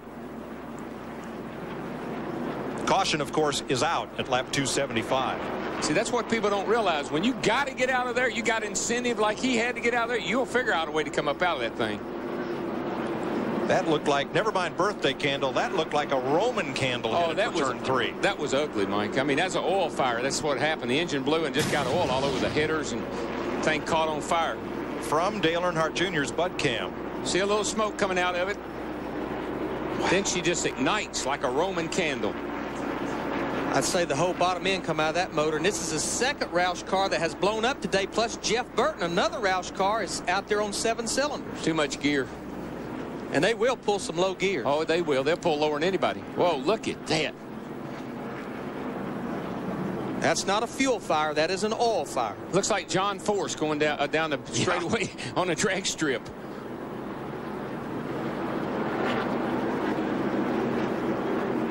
Boy. And of course he's already getting the window net down. He's got the window net down, and the smoke is, I'm sure, is just about to choke him to death. But you can see that oil coming out underneath the car and going on those hot headers. Those header pipes under there are about 1,500 degrees. And Bobby Labonte's race may not last much longer. He's puffing out both pipes. With 50 laps to go, I think it's on its dying leg. Well, that's the same thing. That's how it looked last week. And he'll probably nurse it to the finish, but obviously out of contention. I can't predict blown motors. I'm just sorry. Pit road's open. Critical pit stops right here. Where is Jimmy Spencer going into 26? Don't know. He's racing, man. And he's not even on the lead lap. So no, but if he keeps doing that, he will be. He'll be on the lead lap of everybody. All right, let's go to Matt. The 25 car of Jerry Nadeau hits first. They're going to make significant changes. A wedge and also track bar adjustment. 4 tires. Shane Parsnell already dances across to the front. Tony Ham to the left rear. Let's go to Dick Berggren in the 8 pit. Dale Earnhardt Jr. here on the pit road, going to take 4 tires, just like you guys in the booth said they were going to. Let's go to Steve. Dick, no adjustments for Dale Jarrett, just 4 tires. He's out at 15 seconds flat. That's world class, and it puts him back in the lead. And one thing that helped his pit stop, he was in an in pit. How you pick your pits is by how you qualified. All he had to do is move about 10 feet to beat all those other guys out. Plus, they had a good pit stop. Darrell, those end pits are asphalt. The other pits are concrete. Is there any difference in getting launched from that pit? Maybe a little bit, but I actually think he's back on the concrete. And the only thing wrong with that pit is when you have to pit under green flag stops. A caution flag, yeah, a caution flag's great. That's where you want to be, but man, you're pretty tough there under green. Uh-oh, Kenny Schrader, look at that. Catch can. You know, he's got it hidden in there nicely, though. I barely can see it. You sure that's not a can of dog food? The catch can go away, but this smoke's not going away. No, he's well, I think he's coming down pit road. Yeah, I think that's a can of dog food back there. And what's holding that thing in there, there's a little probe, and that's how you open the vent that lets the fuel flow into the fuel cell. And there's a little penalty waiting for him when he comes back to remove it. That's how you let the dogs out. Jeannie is with Bobby Labonte's car. Well, a lot of smoke from the 18 car, but believe it or not, this is just a usual pit stop. He's going to get 4 tires here, trying to keep it clean. And his bottom line right now is keep that RPM up so that he doesn't smoke as much and keep the engine going till the end. Oh, that thing sounds awful. All right, Schrader came back in. Remove the can, stop and go. Remember last week in Las Vegas, Dale Earnhardt Jr. left his pit with a catch can attached. Shake, shake, shake. Shake your booty. Now, he was trying to get rid of that before he left pit road, but the rule says you have to get rid of it before you leave your pit. Right, and what it was, the difference in this, that was under a green flag, so he had to come back in for a stop and go. These guys will have to go the tail end of the longest line.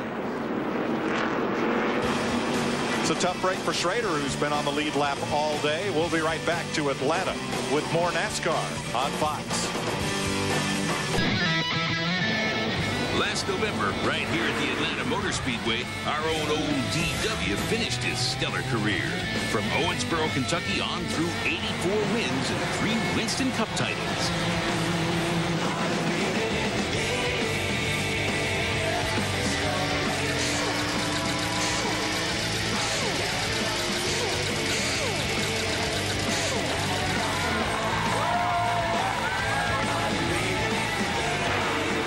Darrell, was it hard to come here last November knowing it was the last time you'd climb in that car? Well, it really was. You know, I've done this so long. Like I like to say, I've been getting up all my life and every Sunday putting a helmet on and going to a racetrack and racing. And I really, it was the most difficult thing I've ever had to do, knowing that that was the last time I was going to sit behind the wheel of a race car. But I got to tell you, I sure am getting the itchy feet again. Oh, I don't know. You may have traded that helmet for a headset, but we're glad to have you up here. Well, I'm having, you know, this actually has turned out to be a lot more fun than I thought it was going to be. The Fox people, you guys, Larry, Mike, everybody down, and Jeff, and everybody, Chris, it's just made it, we're having a, I don't know if anybody else having any fun or not, but I am. Let's hope they are. Let's see if they have drained the hot tub down in the Hammond Hotel.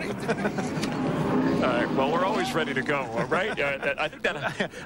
what are they talking about? I don't know. That we're always here Did y'all working miss us hard. or something? That hot tub research paying off. I want to talk about the last right series. now, I would like to point out, Yes. if everybody's paying attention, my colleague here picked Dale Jarrett to win this thing, and I do believe the 88 car is leading the race. Well, but we have a lot of race to go. Now, what should we look for? Jerry Nadeau, who won this race back in November, is second. Kevin Harvick has run a terrific race, is also in the hunt, but it looks like Jarrett is right where he wants to be. And again, Ford it's been all Chevy so far in the first 3 Winston Cup races. Well, that's been the hard thing right now. I think Jarrett's fast on some short runs, but what I'm really concerned about is whether or not he can do it, you know, long on a long run. But another guy right there is kind of laying in the weeds is, don't forget old Sterling Marlin. He is the point leader, and he's been hanging around that top 5 all day long. He's got that Dodge working really well. And the reason he's the points leader, he has finished among the top 10 in all 3 races so far. That last pit stop, we saw Dale Jarrett take advantage. What was it, 15 seconds, maximizing the opportunity. Always have a good pit stop. Those guys are some of the best around. But one thing right now they got going for them, and Larry pointed it out,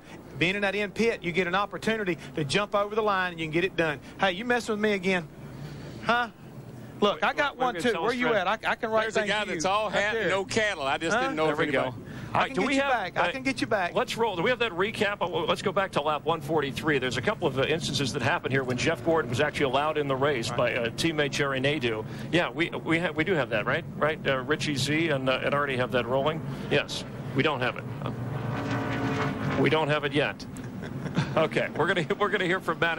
There's Felix Sabates down there watching. Yeah. We'll get to that recap in a moment. Let's go down to Matt. Matt Yoakum. Owner Rick Hendrick of the 25 car was on his radio to his driver Jerry Nadeau. They were talking about under caution what Jerry would like if he actually wins the race. Jerry thought about it, said, "Well, boss, I'd like a new truck." He says, "Really, is that it?" He goes, "Well, no, actually, I'd like a new BMW. Can you help me out with that?" He goes, "Well, I think so, but if you lose, I'm going to fire you." And they started laughing, and Jerry came back out and said, "Well, actually, boss, I really could use a new engine for my dirt car I'm going to run next month in Charlotte." That headset Rick Hendrick had on is something brand new. It's noise canceling.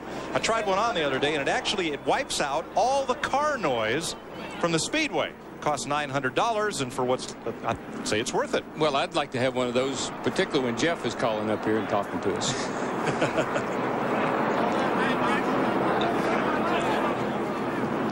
Well, there's old Smokey.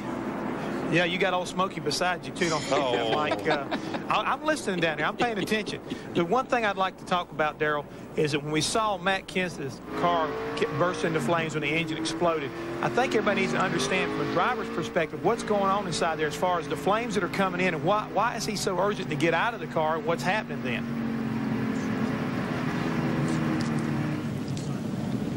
I mean, look at out of the race. In 5 of these 6 cars that's out of the race has been blown motors. Darrell, we've talked about it. We talked about it early in the race. RPMs, hanging RPMs, not RPMs just spikes up there, gets up there, hangs at that 88, 8900, just more than these motors can take. Yeah, what we're talking about when he talks about hanging, it's the harmonics. It's like holding a streetcar engine wide open. You can rev it up all you want to, but when you hold it up there at a certain RPM for a long period of time, things start to harmonic. When they harmonic, they break.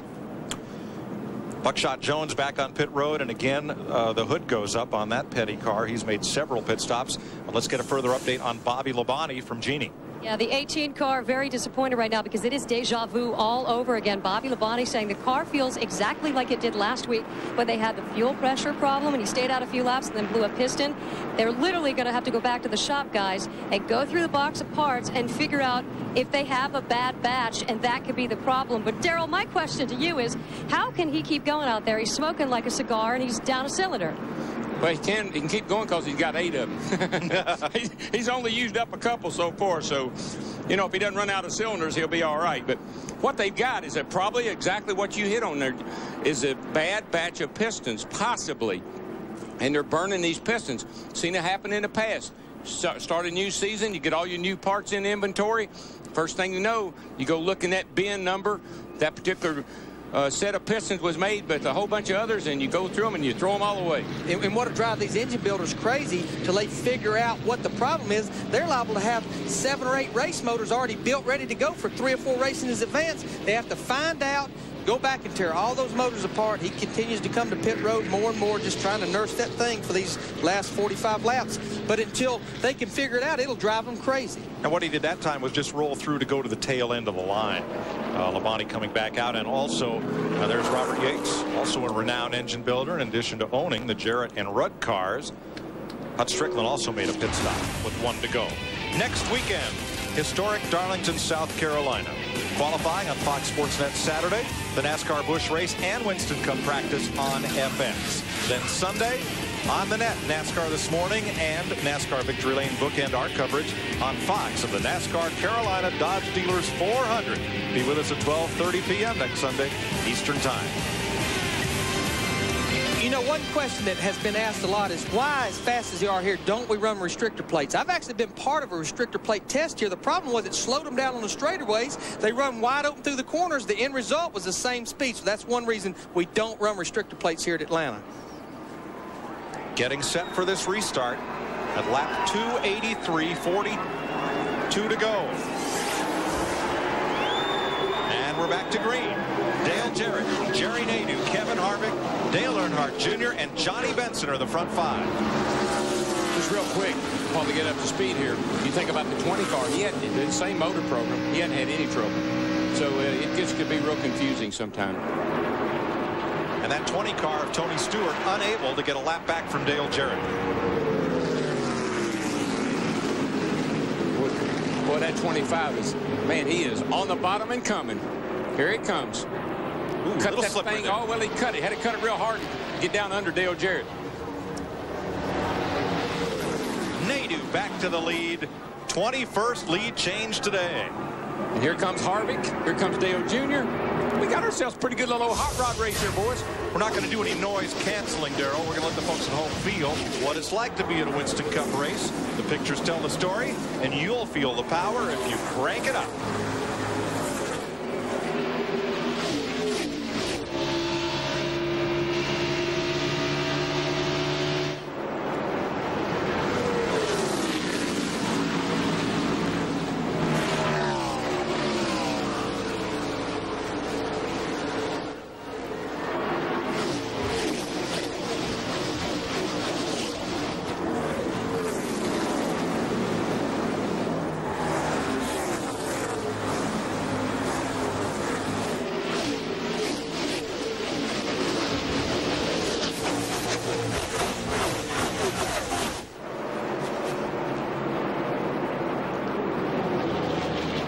Kevin Harvick up and underneath Dale Jarrett. It's a battle for second place right here. And don't forget, just like Larry pointed out, that's a car that finished second here last year, and he's got himself in a really good position right now to do it again. How about Dale Earnhardt Jr. in that red number 8 car? He's going to follow Harvick on the bottom side here below Dale Jarrett. I've been watching Jr., and he has been easing his way right up there into the fight.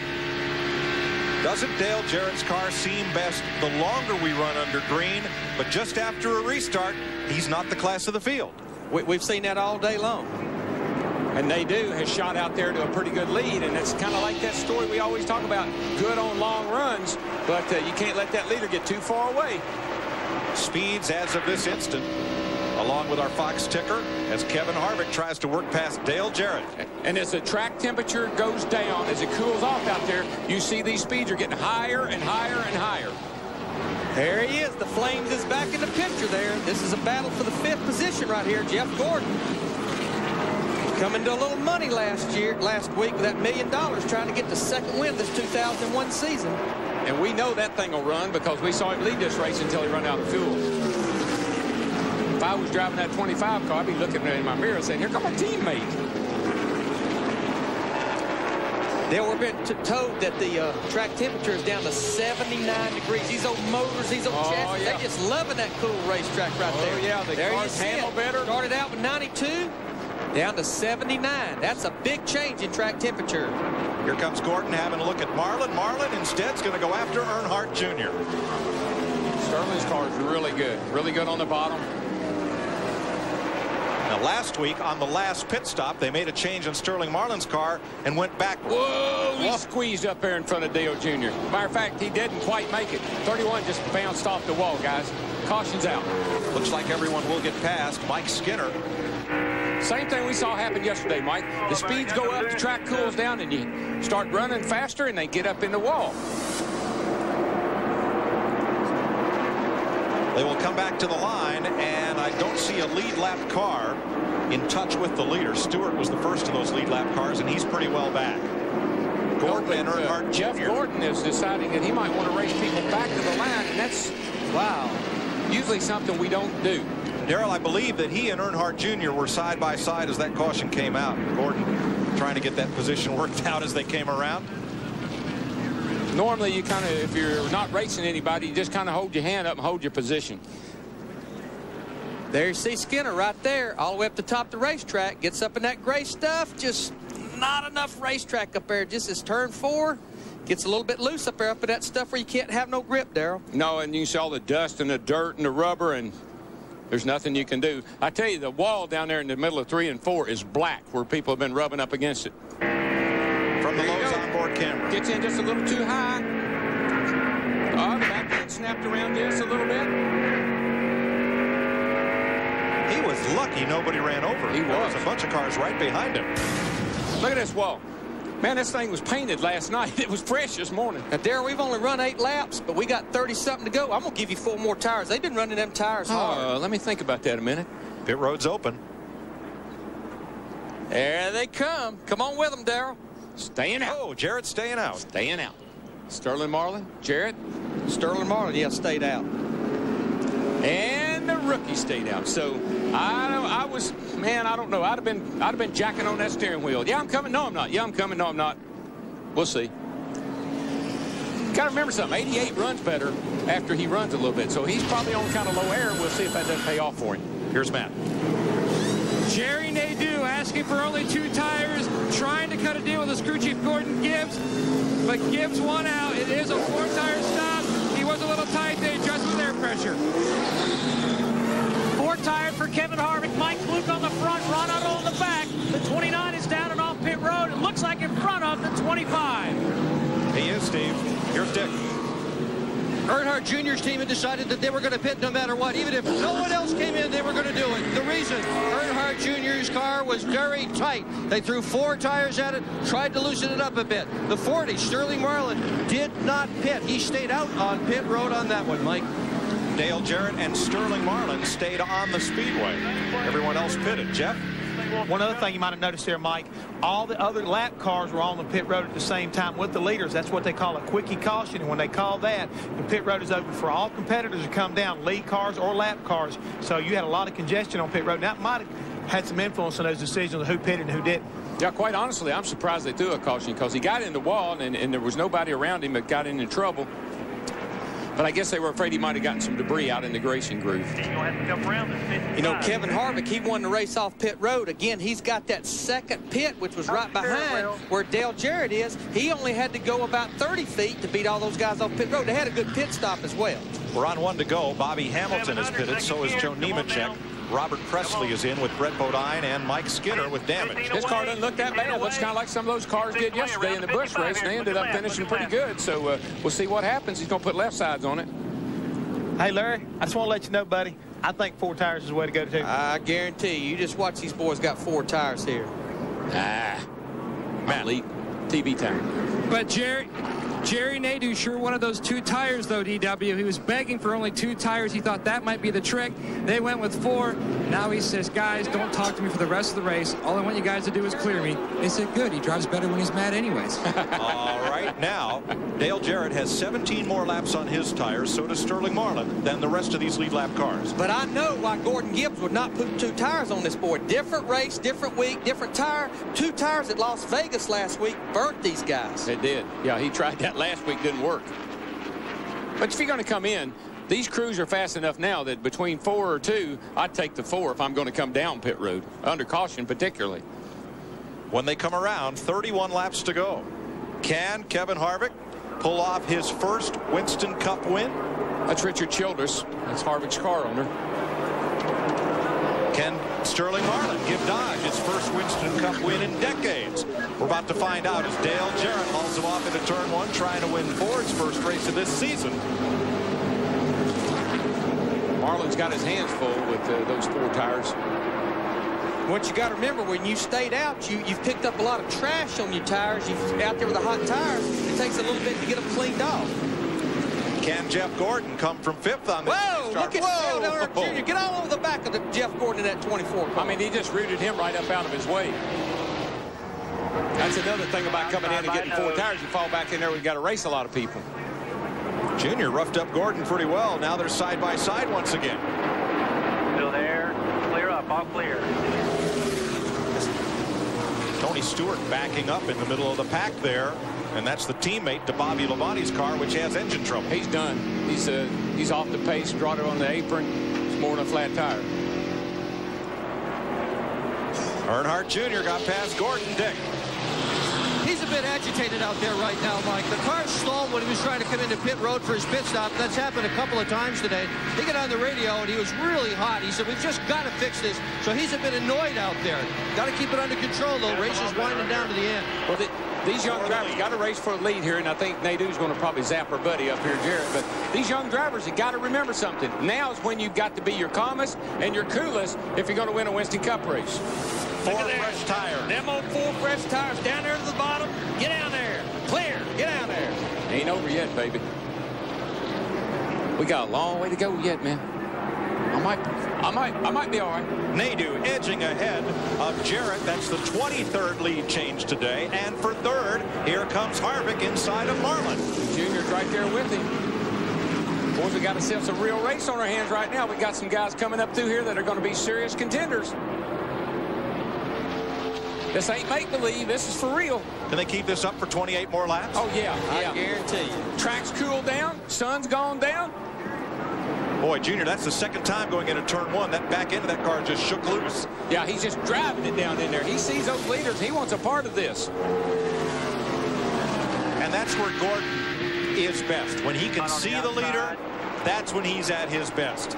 And he can see him now. It's his teammate. He knows he's got plenty of time. I mean, there's still like... Still there.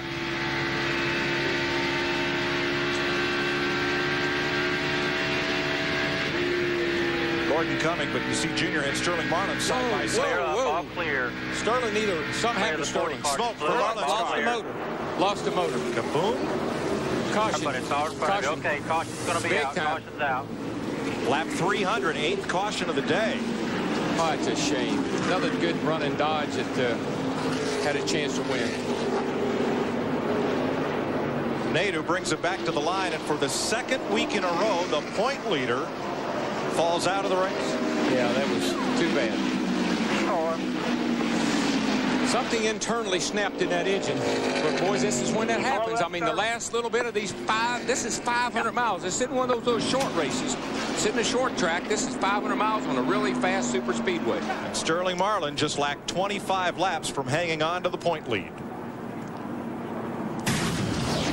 Let's see what happened here. Right in front of Jeff Gordon. There it goes. Jeff did a good job of just kind of turning down out behind Sterling. Obviously, Sterling's engine gave him a little warning, but that could have been disastrous if Jeff had run in the back of him. Now Tony Stewart comes back on pit road, and he's smoking. He's got a right front tire flat, looks like. Yep. And Robert Presley there with the hood up as well. Boy, watch how close Gordon gets to Sterling there. Makes the right move. All right, we only got 10 cars now on the lead lap. We've run 6 laps. That's off Tony Stewart's car. These cats going to come in again. Nadeau stays out. Jarrett stays out. Looks like everybody stays out. Well, that tells you that Jarrett's happy with his deal. You know, he could have come in. I'll show you what happened to Tony Stewart here. He's got a right front tire down.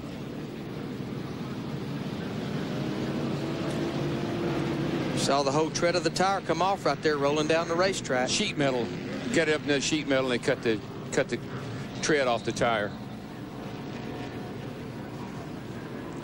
24 laps to go.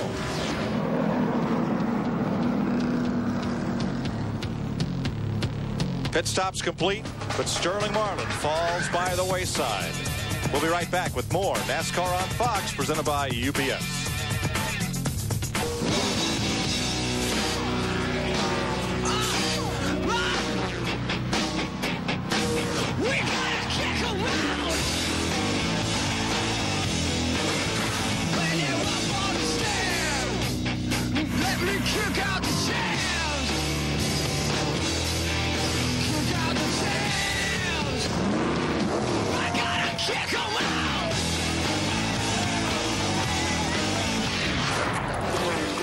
At Atlanta Motor Speedway, this is what 120,000 plus came to see, a shootout. 22 laps to go. Can Jerry Nadeau make it 2 in a row? Can Dale Jarrett put the Ford in victory lane for the first time this year? Can Kevin Harvick win in only his 3rd Winston Cup race? Can 4th place Dale Earnhardt Jr. be the 3rd Dale Earnhardt Incorporated driver to win this year? And can Jeff Gordon come from a lap down to make it 2 in a row? Man, I don't know. I can't answer all those questions right now, but no answers. But I know it's going to be sighting. I know that. It's going to be sighting. Right behind that top 5, Reed Morton, Nelson Bowers, Tom Beard. They own Schrader's and Benson's cars, which are 6th and 7th. They all went to the University of Georgia together, so this is their homecoming, and they're going to have a pretty good finish today with both those cars. All right, Cracker Barrel 500 is set to go back to green. Here we come. Hammer down. He spun the tires a little bit, Nadeau did, but he got off. All right, got the 96. Andy Houston. Michael got in the back of him on a restart there and spun him around. I don't think there'll be a caution. Well, he'll get going. They're holding on the flag. Looks like we're going to stay green. That's a tough place to be in for Houston. If you stay there, no caution, you lose a lap. If you take off again, no caution, you lose a lap. There will be no caution. We'll stay green. Michael got into the back of him. He shot up there. Michael did, and I don't know if maybe 96 car just didn't get going something. If this race stays green, we'll stay with it all the way to the checkered flag on Fox. Here's Gordon battling Benson once again. At 24 Chevrolet of Jeff Gordon. Presently 5th. Picked up a spot for Benson that time. His car seems to be one of the few that still likes that high line. The rest of them have all kind of tried to find the bottom. He's got that good high line and got that momentum off the corner. That's how Dale Earnhardt won the race here last fall. Beat Bobby Labonte off of 4 back to the line running that high side. Who do you like now, Darrell? I like Gordon now. Jerry Nadeau, Dale Jarrett, 1st and 2nd. I'm liking him better every lap. A couple car lengths apart. He's got to get by these cats, and we're running out of time. A big old Big Ben is ticking away. Tick, tick, tick, tick, tick, tick, tick, tick, tick. 18 to go. 18 to go. And he's 1.7 seconds back. What do you think, Larry? I don't know. He's going to have to race these other guys. That's the thing. He's got 3 cars in front of him, including that 8 car, Dale Earnhardt Jr. He gets way up high. Man. Turn 2 almost scrapes that wall. That just tells you how hard he's trying. I mean, he's using up every bit of the racetrack, trying to close down on the leaders. All 3 of the Rick Hendrick-owned cars in the top 7 positions. Terry Labonte is 7th. Yeah, and the old Iceman, he just kind of slipped himself up in there, didn't he?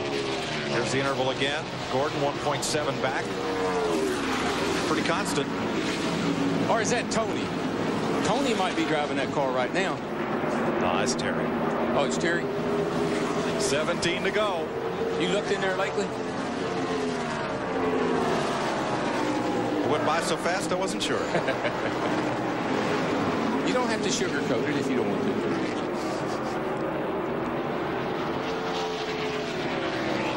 Check the interval back again. Four car, Jeff Gordon. He is the fastest right now. Look at him all over the rear bumper. The 8-car Dale Earnhardt Jr. Catching him one thing, getting by him another, though. Boy, he's got to get by these cars pretty quick if he's going to have a shot at catching Nadeau. Dale Jr. really rocketed off of the second turn back there that time, Larry. I mean, he drove off and left Gordon. But, you know, Jarrett's holding his own. Larry, is he holding for a late run, or is he giving it all he's got? Well, what we got to remember, he's got older tires than anybody. Look at him down to the bottom right there. He's got older tires than anybody, and I think he is. He's trying not to abuse those tires. We heard earlier Todd Perry tell him, don't use that right front up. They're telling him how many laps to go. I think he's going to go after him here shortly. Well, here's the whole thing. Boy, Nadeau just bobbled. Nadeau just bobbled in the middle of the corner there. Here's the whole thing. They would have come in on that last caution and got tires if they didn't think they were doing the right thing. They're happy with their car. They had a chance to put tires on it. They didn't. They know what they're doing. And remember, the longer we run under green, the better Jarrett's car has been today. It has been that way all day long. He is right on the rear bumper here at Jerry Nadeau now. But by the same token, he can't mess around too long behind Nadeau because Harvick, Dale Jr., and Jeff Gordon are within a football field of each other. They're there. They are within a second. 13 laps to go. 13. Here we come. Still turning about 8,700 down there. Boy, the sun's getting bad, getting down in the now. Oh, windshield's all pitted up. But you know what he sees? He sees that victory lane. He sees that checkered flag, and buddy, that'll clear up your vision in a hurry. Now there are your two leaders, Nadeau and Jarrett. They've got company. Harvick, Earnhardt Jr., Gordon. That's all the top 5 cars right there. 5 cars, 12 laps to go. We've been racing 3.5 hours, almost 500 miles, and we still got 5 cars here that could win the race. There ain't another form of racing in the world that can make that claim. And next weekend, we head to NASCAR's oldest super speedway built for stock car racing, Darlington, South Carolina, for more of the same. What a season this has been. If every other series in the world run 500 miles every Sunday, they'd have 3 cars running at the finish. 3 cars running. Look at these cars. Everybody's running different lines. They're searching now. It's 11 laps to go. Where am I faster? Up high. Where am I better? Down low. Well, that's that crew chief saying, come on, buddy, we're running out of time. They're counting them down here. We got 10 to go. You got anything left? Better use it now. Fastest car on the racetrack remains that number 8, Dale Earnhardt Jr. Boy, you can just see every now and then a car like the 2nd, 3rd, or 4th place car get a huge shot, and they really close the gap. This time around, it's Gordon who's quicker. A lot of that has to do with where they are on the racetrack. You're getting a little help down the straightaway, getting a little draft, but it's really messing them up when they try to make a pass. 10 to go. Richard Childress looking at Kevin Harvick. Boy, here comes Harvick. Here comes Harvick. Man, he drove that thing in there, and he got back to the gas in a hurry. You watch him go down in the corner here. He's a little slower on the straightaway, seems like, than Jarrett is, but man, he drives it in there. Jeff Gordon, oh, look, Terry Labonte the fastest this time.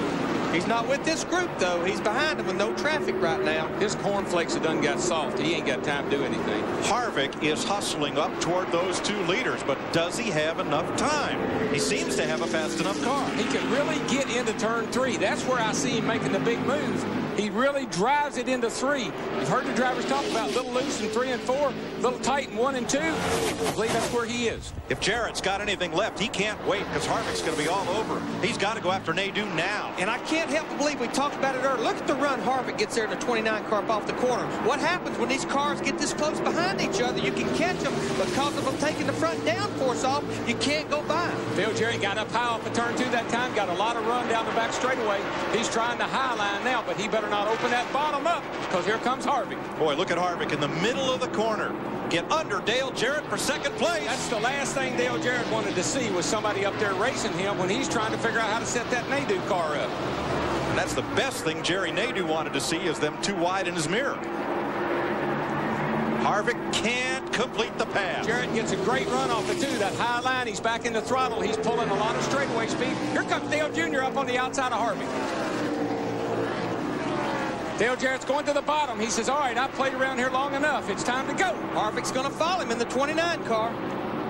Now Jarrett for the lead. And they touch at the start-finish line. And around the outside. Here comes Harvick. 3 wide. 3 wide. Here comes Dale Jr. They're all over each other now. Junior's run was blocked by Jarrett.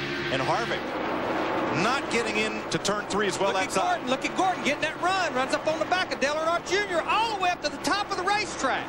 I don't think Dale Jr. will get. Well, he's going to get 3 wide line. Harvick the leader. Harvick eased it into 3 to get a good run off 4, and it got him the lead. 5 laps to go. This is ingredients for a 5-car wreck.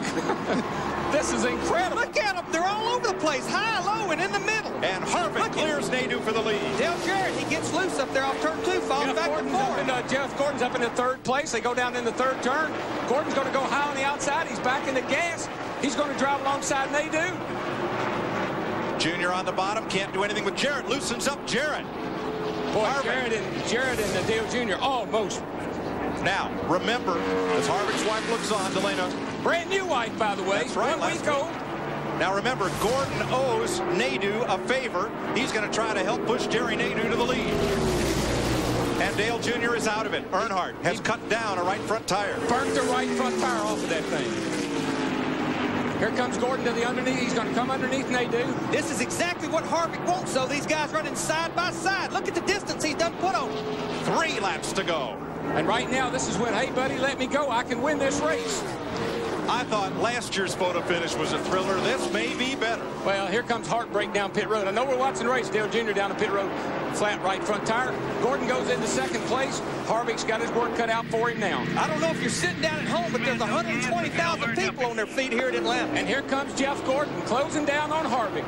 Kevin Harvick trying to become only the 5th driver in NASCAR history to win in only his 3rd Winston Cup start. And I know Richard Childress has got to be jumping up and down with joy right now, no matter what happens. And somewhere, too, must be Dale Earnhardt, because this is his car that Kevin Harvick is driving. The paint is different, the number is different. But not since Dan Gurney in 1963 at Riverside, California, as a driver won in his 3rd start. Jeff Gordon's going to give it all he's got this turn. This time he's going to try to go down bottom. He's going to try to get down under him. Gets a good run there in the middle of 3 and 4. They'll be coming for the white flag right here. 1 lap to go. The Childress team trying to go to victory lane for the 2nd year in a row in this race. We had a photo finish here last race. We're getting ready for another one, folks. Get up off your seats. Here they go. For 2 in a row, trying to set him up. Gordon's going to make the big move on the inside when they get down here to turn 3. Slow car might be in the way. Here he comes. He's going to drive it to the bottom. Oh, Harvick's leaving a lot of bottom open. This slow car is going to be in the way. Just like a year ago, he's going to get him, though. He's going to get him. Gordon got loose. It's Harvick. Harvick by inches. Harvick by inches. Harvick by inches. What a race. What a finish. How did Jeff Gordon hang on to that car that loose off turn 4? Man. We got him. Tell me if we got him. 29 car. You got him, buddy. Harvick, you got him. A 6/1000th of a second. Right. Nice job.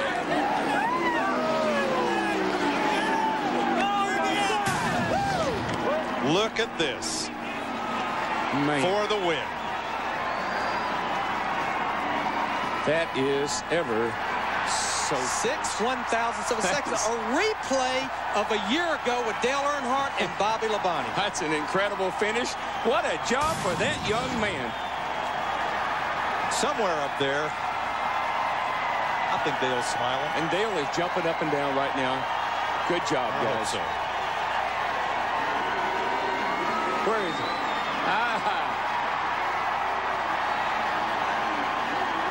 Folks, this is Dale Earnhardt's car and team. And Kevin Harvick, the young man Richard Childress tapped, is doing a John Force down the front straightaway. Hey, listen to the crowd. I mean, that's incredible.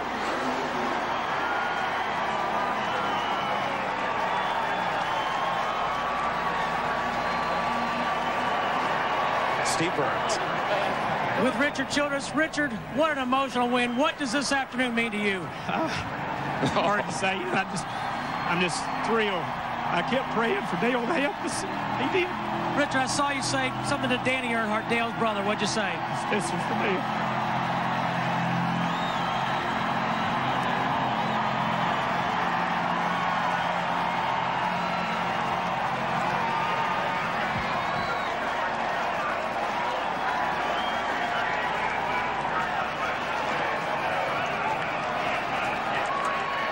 How special this is.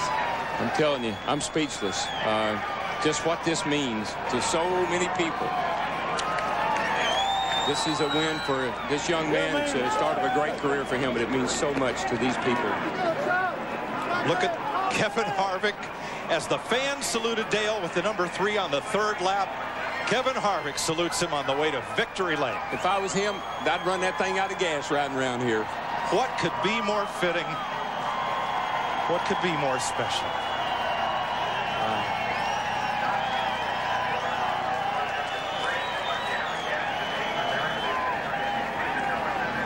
If you believe in storybook endings, folks, this is one for the books. I'm telling you,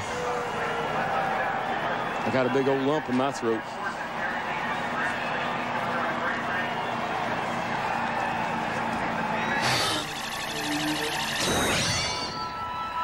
Here's our Team Monte Carlo winning moment as 2 of them battle to the line. And Harvick wins by 6/1000ths of a second.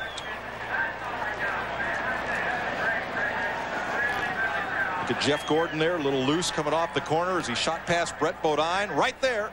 Hung on to it. But that was the difference.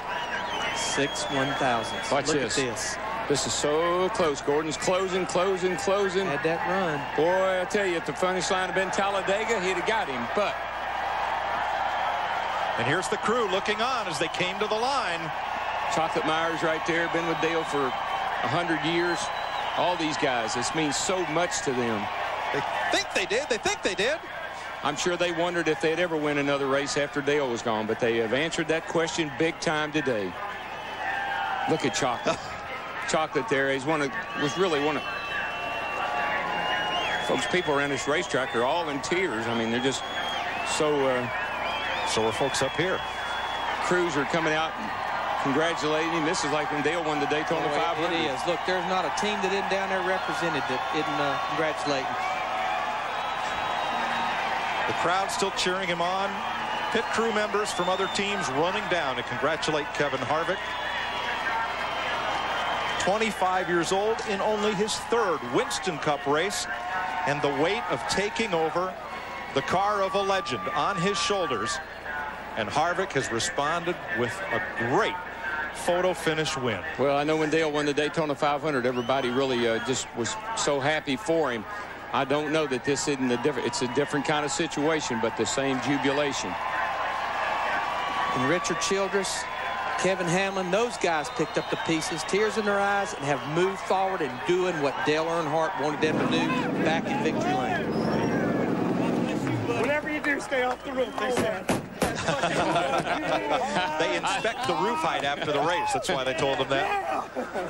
Jump up, down on the hood, but don't jump up, down on the roof. Danny Lawrence, longtime Childress engine tuner, one of the first to congratulate Harvick. What a moment. This is an incredible moment in our sport. The crowd has grown somewhat silent, waiting to erupt as Kevin Harvick comes out of that car.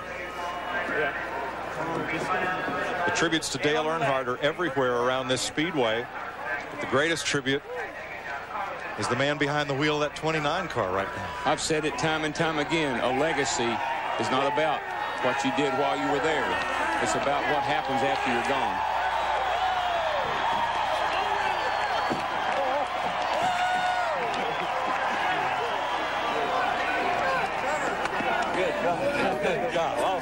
Matt Yoakum's in the midst of all that.